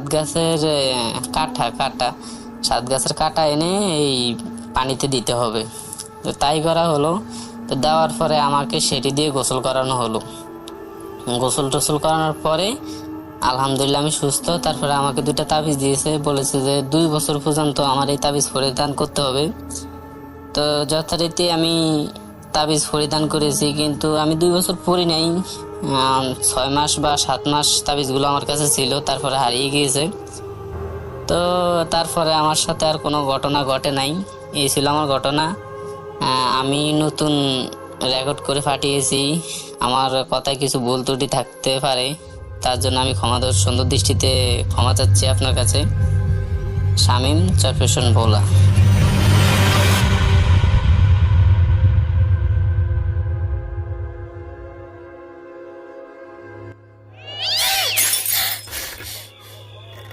আজ আবার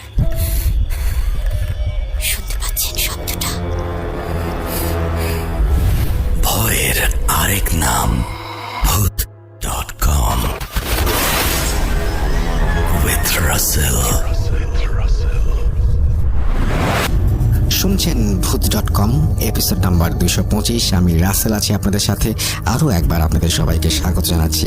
আমরা 3য় অডিও ক্লিপে যাব এবং আপনারা যারা আমাদের ফেসবুকের যে পোস্টটা দেখতে পাচ্ছেন সেখানে কমেন্ট করতে পারেন। যে কোনো প্রশ্ন থাকলে সেখানে করতে পারেন। আমাদের ফেসবুক পেজের অ্যাড্রেস হচ্ছে www.facebook.com/russell.স্বাধীন। আমাদের একটা ইউটিউব চ্যানেল আছে RJ Russell ভূত.com, সেখানেও আপনারা কানেক্টেড থাকতে পারেন সমস্ত আপডেট পাওয়ার জন্য। আমরা চলে যাব আমাদের পরবর্তী ঘটনায়।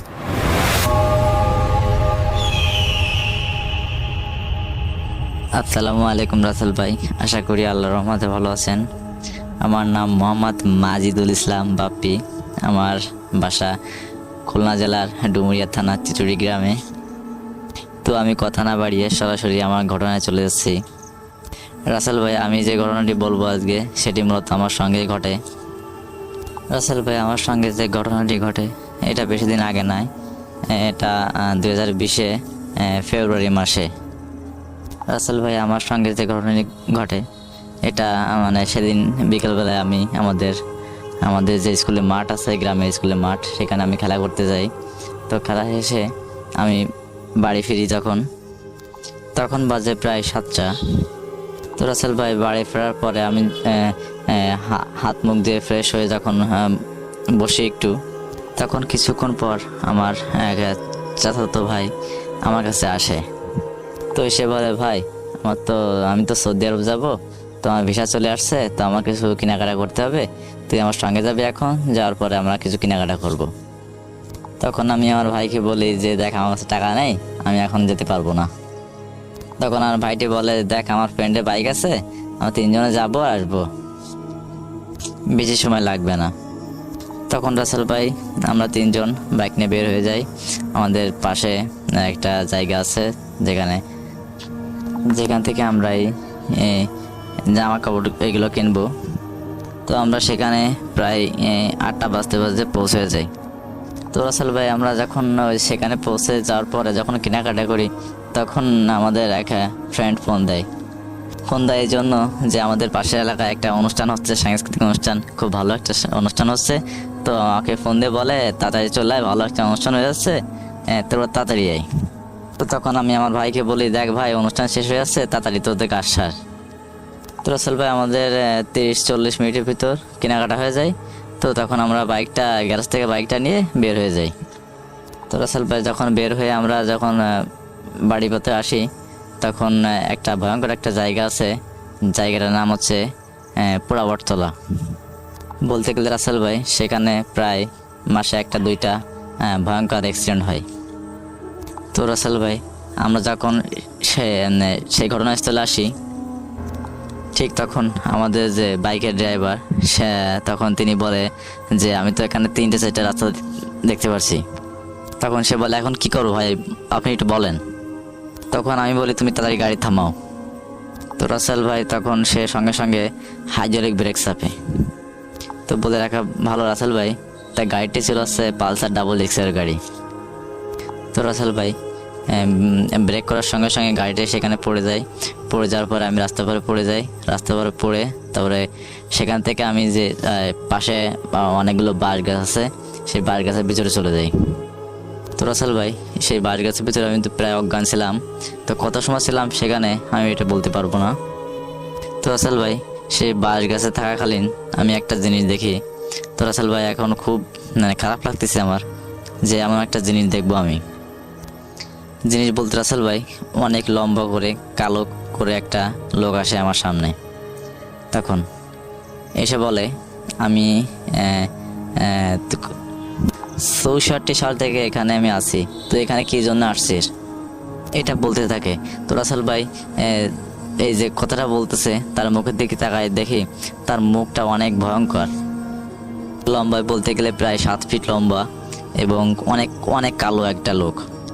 তো রাসেল ভাই, বলতে বলতে আমি অজ্ঞান হয়ে যাই। তো এক পর্যায়ে সেখানকার লোক আমাকে উদ্ধার করে আমাদের খুলনা যে গাজী মেডিকেল আছে সেখানে ভর্তি করে। তো একটা সময় আমি প্রায় 17 দিন আইসিইউতে ছিলাম। তো প্রায় 29 দিন পর আমি বাড়ি ফিরি। বাড়ি ফেরার পর তখন রাসেল ভাই প্রায় পাগল পাগল টাইপের ছিলাম আমি। তো প্রায় 2 মাস পর ভালো হই। 2 মাস পর ভালো হওয়ার পর তো আমি জিজ্ঞেস করি আমার সে ভাইটা কোথায়। তা কেউ বলে না, সবাই বলে বিদেশ চলে গেছে, বিদেশ চলে গেছে, কেউ স্বীকার হয় না। আমার যেগুলো ফ্রেন্ড আছে তাদের কাছে জিজ্ঞেস করি, আমার আম্মা আব্বা ভাই বোন সবার কাছে জিজ্ঞেস করি আমার সে ভাইটা কই, কেউ স্বীকার হয় না। তো রাসেল ভাই, 6 থেকে 7 মাস পর আমি জানতে পারি আমার সে ভাইটা মারা গেছিল সেখানে। তো রাসেল ভাই, একটা বিষয় হচ্ছে আমি অনেক কিছু ভুলে গেছি। তবে আমি যখন এক্সচেঞ্জ করে বাস গাছের ভিতরে চলে যাই তখন যে লোকটা এসে বলে আমি এখানে অনেক দিন ধরে আছি, তুই কি জন্য এখানে আসছিস। তো রাসেল ভাই, তার মুখটা আমি এখনো বলতে পারছি না, সেই যে ভয়ঙ্কর মুখটা, সেই ভয়ঙ্কর মুখটা আমি এখনো বলতে পারছি না। তো রাসেল ভাই, এই ছিল আমার সাথে ঘটে যাওয়া ঘটনা। যদি পারেন তাহলে একটু শেয়ার করবেন। সত্যি বলতে রাসেল ভাই, আমি 2010 সাল থেকে ভূতে আমি শুনতাম। তো তখন থেকে অনেকগুলো আমি ইমেল আপনার কাছে পাঠাইছি, একটা ইমেলও আপনি গ্রহণ করেননি। তো রাসেল ভাই, আশা করি আমার এই যে ইমেলটা পাঠাচ্ছি, এখন ভয়েসটা পাঠাচ্ছি, এটা আপনি সবার সামনে শেয়ার করবেন। ধন্যবাদ।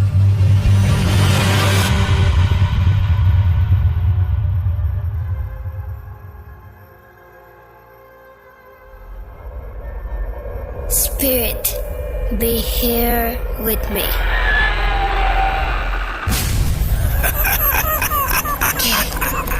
Get to me. Bhoot.com. The fear returns with Russell.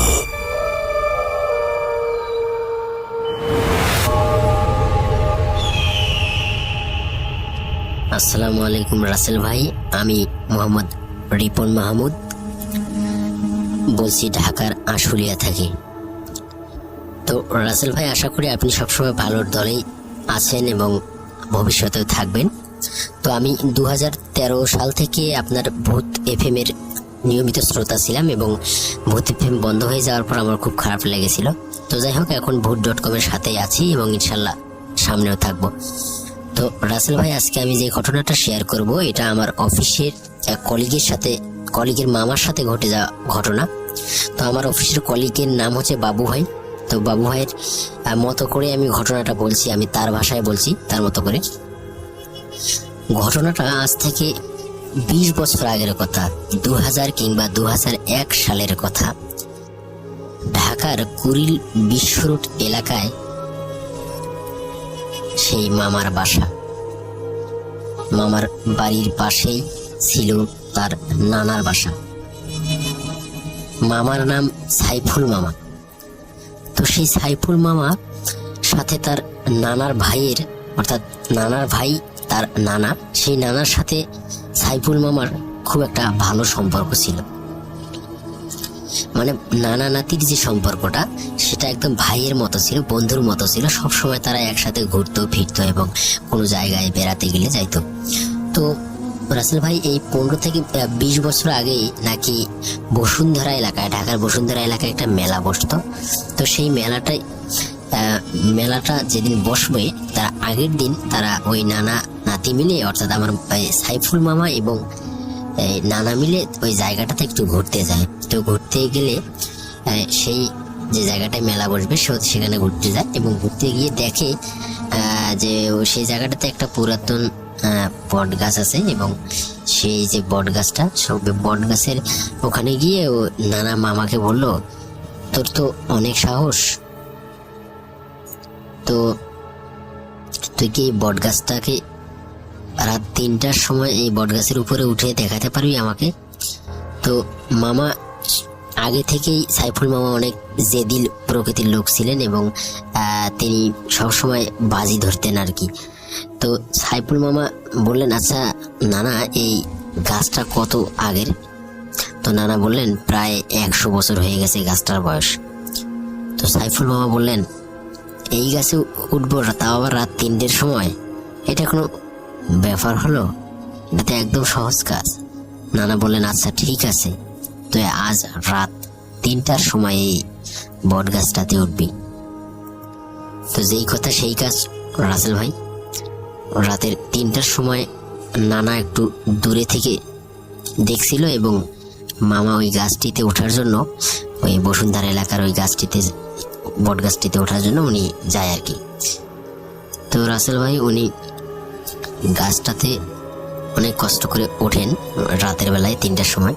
তো যেহেতু গাছটা আকারে অনেক বড় বট গাছ ছিল এবং গাছের অনেক ডালপালা ছিল, তো রাসেল ভাই উনি একটা সময় খেয়াল করলেন গাছের উপরে ওঠার পর যে গাছের অন্য একটি ডালে একটা সাদা কাপড় পরা একটা মহিলা টাইপের কোনো কিছু বসে আছে।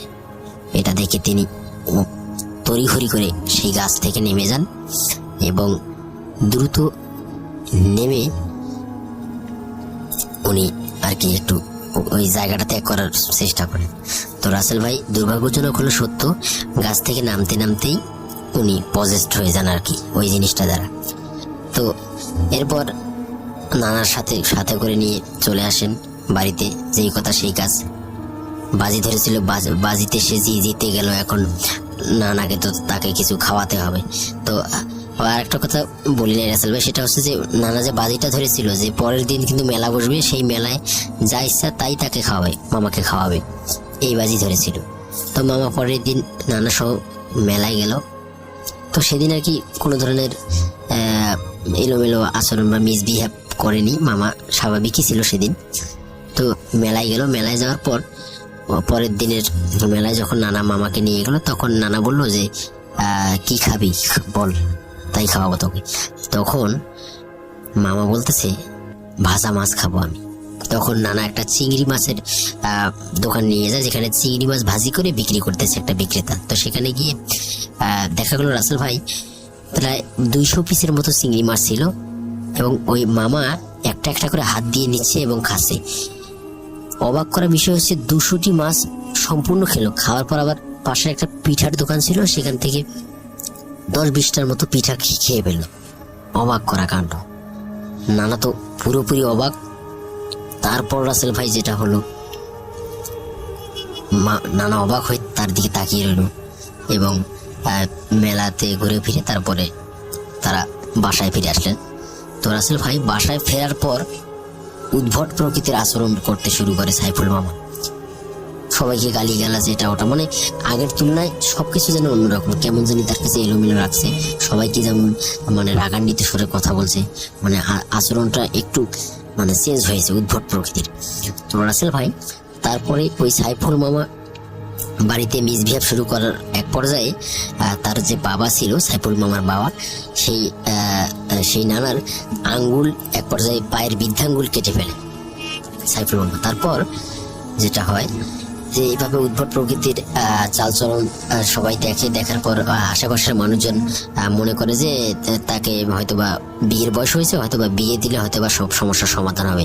তো এক পর্যায়ে রাসেল ভাই তাকে বিয়ে দেওয়ার জন্য আসলে বিয়ের কথাবার্তা চলতে থাকে। তো এমন সময় হঠাৎ করে একদিন উনি রুম থেকে গায়েব, মানে রুমে ছিল, রুম থেকে হঠাৎ করে দেখে নাই, একদম একটানা 7 দিন উনি নিখোঁজ।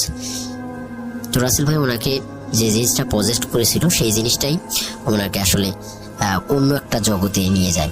তো সাইফুল মামার চোখ বন্ধ ছিল, হঠাৎ করে নাকি তিনি চোখ খুলে দেখেন তিনি নিজেকে অন্য একটা জগতে আবিষ্কার করলেন, যেখানে শুধু সাদা ধুধু করে একটা জায়গা, কোনো লোক মাত্র নেই, সুন্দর সুন্দর এগুলা সুন্দর সুন্দরী নারী এবং সুন্দর চেহারার মানুষ, যা ইতিপূর্বে তিনি কখনো দেখেননি। তো রাসেল ভাই ওনাকে একটি সুন্দর মেয়ে বলছে, তুই আমাকে ছাড়া আর কাউকে বিয়ে করতে পারবি না, যদি বিয়ে করিস তাহলে তোর বিশাল একটা ক্ষতি হবে। তো সাইফুল মামা বলল, মানে প্রতিশ্রুতি দিল যে আমি বিয়ে করব না। ওই মেয়েটা বলতেছে তাকে যে যদি তুমি বিয়ে করো তাহলে তোমার একটা চোখ অন্ধ হয়ে যাবে এবং তুমি প্রতিবন্ধী হয়ে থাকবে চিরতরে। তো রাসেল ভাই 7 দিন পর হঠাৎ করে নিজেকে ঘরের মধ্যে আবিষ্কার করলেন সাইফুল মামা। বাড়ির সবাই খুশি, 7 দিন পর বের হলো, ও যে কোথা থেকে হোক আসছে, এটাই অনেক খুশির খবর। তো সবাই মিলে দেখলো যে সাইফুল মামা ঘরে শুয়ে আছে এবং তার সাথে কি হয়েছে সেটা সে ভালোভাবে বলতে পারে না, শুধু জানে যে অন্য একটা জগতে তাকে নিয়ে যাওয়া হয়েছিল এবং তার সাথে কথা বলা হয়েছে, তো এতটুকুই সে জানে। তো রাসেল ভাই এখানে এদিকে বিয়ের প্রস্তুতি যখন চলছিল, তবে রাসেল ভাই একটা অবাক করা কাণ্ড হলো, যেদিন বিয়ের মানে সকল কার্যক্রম শুরু হবে, বিয়ে হবে আর কি, তো সেই দিন প্রায় একটা কাজ হলো, সেটা হচ্ছে যে অবাক করা ঘটনা হচ্ছে বাসায় ভরা লোকজন, কিন্তু হঠাৎ করে দেখা গেল কি যে বিদ্যুৎ, সব জায়গায় বিদ্যুৎ আছে কিন্তু বাসায় বারবার বিদ্যুৎ শুধু আপ ডাউন করছে, হঠাৎ করে বিদ্যুৎ চলে যাচ্ছে, আবার আসছে, আবার চলে যাচ্ছে। এই বিষয়টা খেয়াল করার পর দেখলো যে আগের সময় হয়তো বা টিন শেডের ঘর ছিল, তো টিন শেডের ঘরে লক্ষ্য করলো যে এই সারা বাড়ির যে ঘরের বেড়াগুলো আমরা যেটাকে বলি বেড়াগুলো রয়েছে, বেড়াগুলো বিদ্যুৎ সংযোগ পাচ্ছে আর কি, মানে হাত দিলেই শক করছে। তো এই বিষয়টি খেয়াল করার পর কোনো এক কর্মে বারবার যখন এই ধরনের ঘটনা ঘটে থাকে, অনেকেই শক খাচ্ছে, তখন এক পর্যায়ে বিয়ে সেদিন স্থগিত করে যে বিয়ে আজকে হবে না। তো রাসেল ভাই হবে না বলে সবাই সিদ্ধান্ত নিল যে আজকে বিয়ে হবে না একটা পর্যায়ে। তো রাসেল ভাই এর ভিতরেই ওই সাইফুল মামার সাথে ওই সেই নানার আরো একটা মানে বাজি ধরে, বাজি চুক্তি হয় আর কি। তো এটা কি ধরনের বাজি? এটা হচ্ছে যে এক মানে আমরা বিভিন্ন আয়োজন করলে অনুষ্ঠানে যে দেখে থাকি বড় ধরনের যে পাতিলগুলো আমরা দেখি, হাঁড়িগুলো, ডেক যাকে বলে গ্রামের ভাষায়, তো এক ডেক আপনার বিরিয়ানি এবং 4টা খাসির মাংস, 4টা খাসির যতগুলো মাংস হবে এবং এক ডেক বিরিয়ানি ওই সাইফুল মামাকে খেতে হবে। এবং সাইফুল মামা নিশ্চিন্তে বলে, হ্যাঁ এটা কোনো ব্যাপার হলো, খেতে পারবো। যে কথা সে কাজ। রাসেল ভাই উনি 200 জনের খাবার অর্থাৎ এক ডেক বিরিয়ানি এবং 4টা খাসির মাংস এক পোষনাতেই একবার মানে আধা ঘন্টার মধ্যে খেয়ে ফেলে। অবাক করা কাণ্ড রাসেল ভাই, এটা দেখে তো সবাই অবাক হয়ে গেল। তারপর রাসেল ভাই যেটা ঘটলো, সবাই যখন অবাক তখন সেই নানা জিজ্ঞেস করলো সাইফুল মামাকে যে তুমি কিভাবে খেলে এটা? আরো কিছু আছে নাকি? থাকলে আমাকে দাও, আমি আরো খাবো। এটা শুনে তো আরো অবাক। তবে রাসেল ভাই এরকম করতে করতে যখন পরের দিন সকাল হলো, পরের দিন সকালে গেল, দুপুরবেলার সময়টুকু পার হয়ে গেল গল্প গুজব করতে করতে। আর রাতের বেলা ওই নানা বলতেছে, সাইফুল আজকে আমি আর বাসায় ঘুমাবো না, আজকে আমি তোর সাথে ঘুমাবো। তা সাইফুল মামা বললো যে আচ্ছা ঠিক আছে, আমার সাথে ঘুমানো সমস্যা নেই। তো রাতে ঘুমাতে যাওয়ার সময় ওই যখন বিছানায় গেল, যাওয়ার পর নানা সাইফুল মামাকে জিজ্ঞেস করছে, আচ্ছা তুই যে আজকে বাজি ধরে এতগুলো খাবার খেলি, এটা আসলে কিভাবে সম্ভব? তো সাইফুল মামা একটা মুচকি হাসি দিয়ে বলল, নানা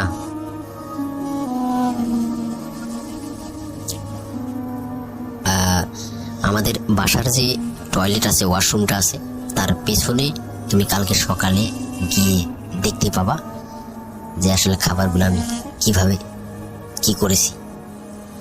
তো এই কথা বলে তারা ঘুমাতে যাওয়ার প্রস্তুতি। তো রাসেল ভাই এখানে একটা অবাক করার বিষয় হচ্ছে, ওই যে সাইফুল মামার সাথে ওই নানা যখন ঘুমাতে যায় তখনই দেখা যায় যে তাকে কোনো এক অদৃশ্য শক্তি বিছানা থেকে ফেলে দেয়। আবার ঘুমাতে যায়, আবার ফেলে দেয়। এভাবে যখন 2 থেকে 3 বার তাকে ধাক্কা মেরে বিছানা থেকে কোনো একটা অদৃশ্য শক্তি ফেলে দিচ্ছে, তখন সে সাইফুল মামাকে জাগায় এবং ঘুম থেকে তাকে তুলে বলে যে এই অবস্থা, আমাকে তো কে জানি তোর বিছানা থেকে ধাক্কা মেরে ফেলে দেয়। তখন সাইফুল মামা একটা মুচকি হেসে দিয়ে বলেন, এটা কোনো বিষয় না। এভাবে অবাক করা দৃষ্টিতে সাইফুল মামার দিকে চেয়ে থাকেন নানা। এর কিছুক্ষণ পর নানা বাসা থেকে বের হয়ে ওই রাতের মধ্যেই দেওয়াল টপকিয়ে নিজের বাড়িতে চলে যায়। এবং তো রাসেল ভাই, একটা দুর্ভাগ্যজনক হলো সত্য, দুঃখের খবর, সেটা হচ্ছে যে সাইফুল মামা তারপরে যে কোনো ঘটনাক্রমে তিনি একটি বিয়ে করেন এবং বিয়ে করার কিছুদিন পরই তার একটা চোখ নষ্ট হয়ে যায় এবং তিনি আর কি প্রতিবন্ধী হয়ে যান এবং এখনও উনি ঢাকার কুড়িল বিশ্ব রোড এলাকার কোনো একটি হাসপাতালে ভর্তি রয়েছেন। তো এই ছিল আমার ঘটনা। ভালো লাগলে সবার সাথে শেয়ার করবেন। ধন্যবাদ। Welcome back. আপনাদের সবাইকে আরও একবার স্বাগত জানাচ্ছি। আমি রাসেল। জানি না কতটুকু আনন্দ দিতে পেরেছি, বাট এটাই ছিল আমাদের আজকের এপিসোড। এবং এই এপিসোডে যদি এতটুকু আনন্দ দিতে পারি তাহলে নিজেদেরকে ধন্য মনে করব। প্রত্যেক সপ্তাহেই আমরা আমাদের সর্বোচ্চ চেষ্টা করি যেন আপনাদের সামনে একটা চমৎকার এপিসোড নিয়ে আসতে পারি, যেন আপনাদের একটা ভালো সময় উপহার দিতে পারি। কতটুকু পারি জানি না, যদি ভুল ত্রুটি হয়ে থাকে ক্ষমা সুন্দর দৃষ্টিতে আপনারাও দেখবেন আমাকে। আমরা আজকের মতো বিদায় নিচ্ছি, ফিরে আসবো আবারও আগামী শুক্রবার ইনশাআল্লাহ। সেই পর্যন্ত সবাই ভালো থাকুন, সুস্থ থাকুন, মোস্ট ইম্পর্টেন্টলি ভূত.com-এর সাথে থাকুন। আল্লাহ হাফেজ।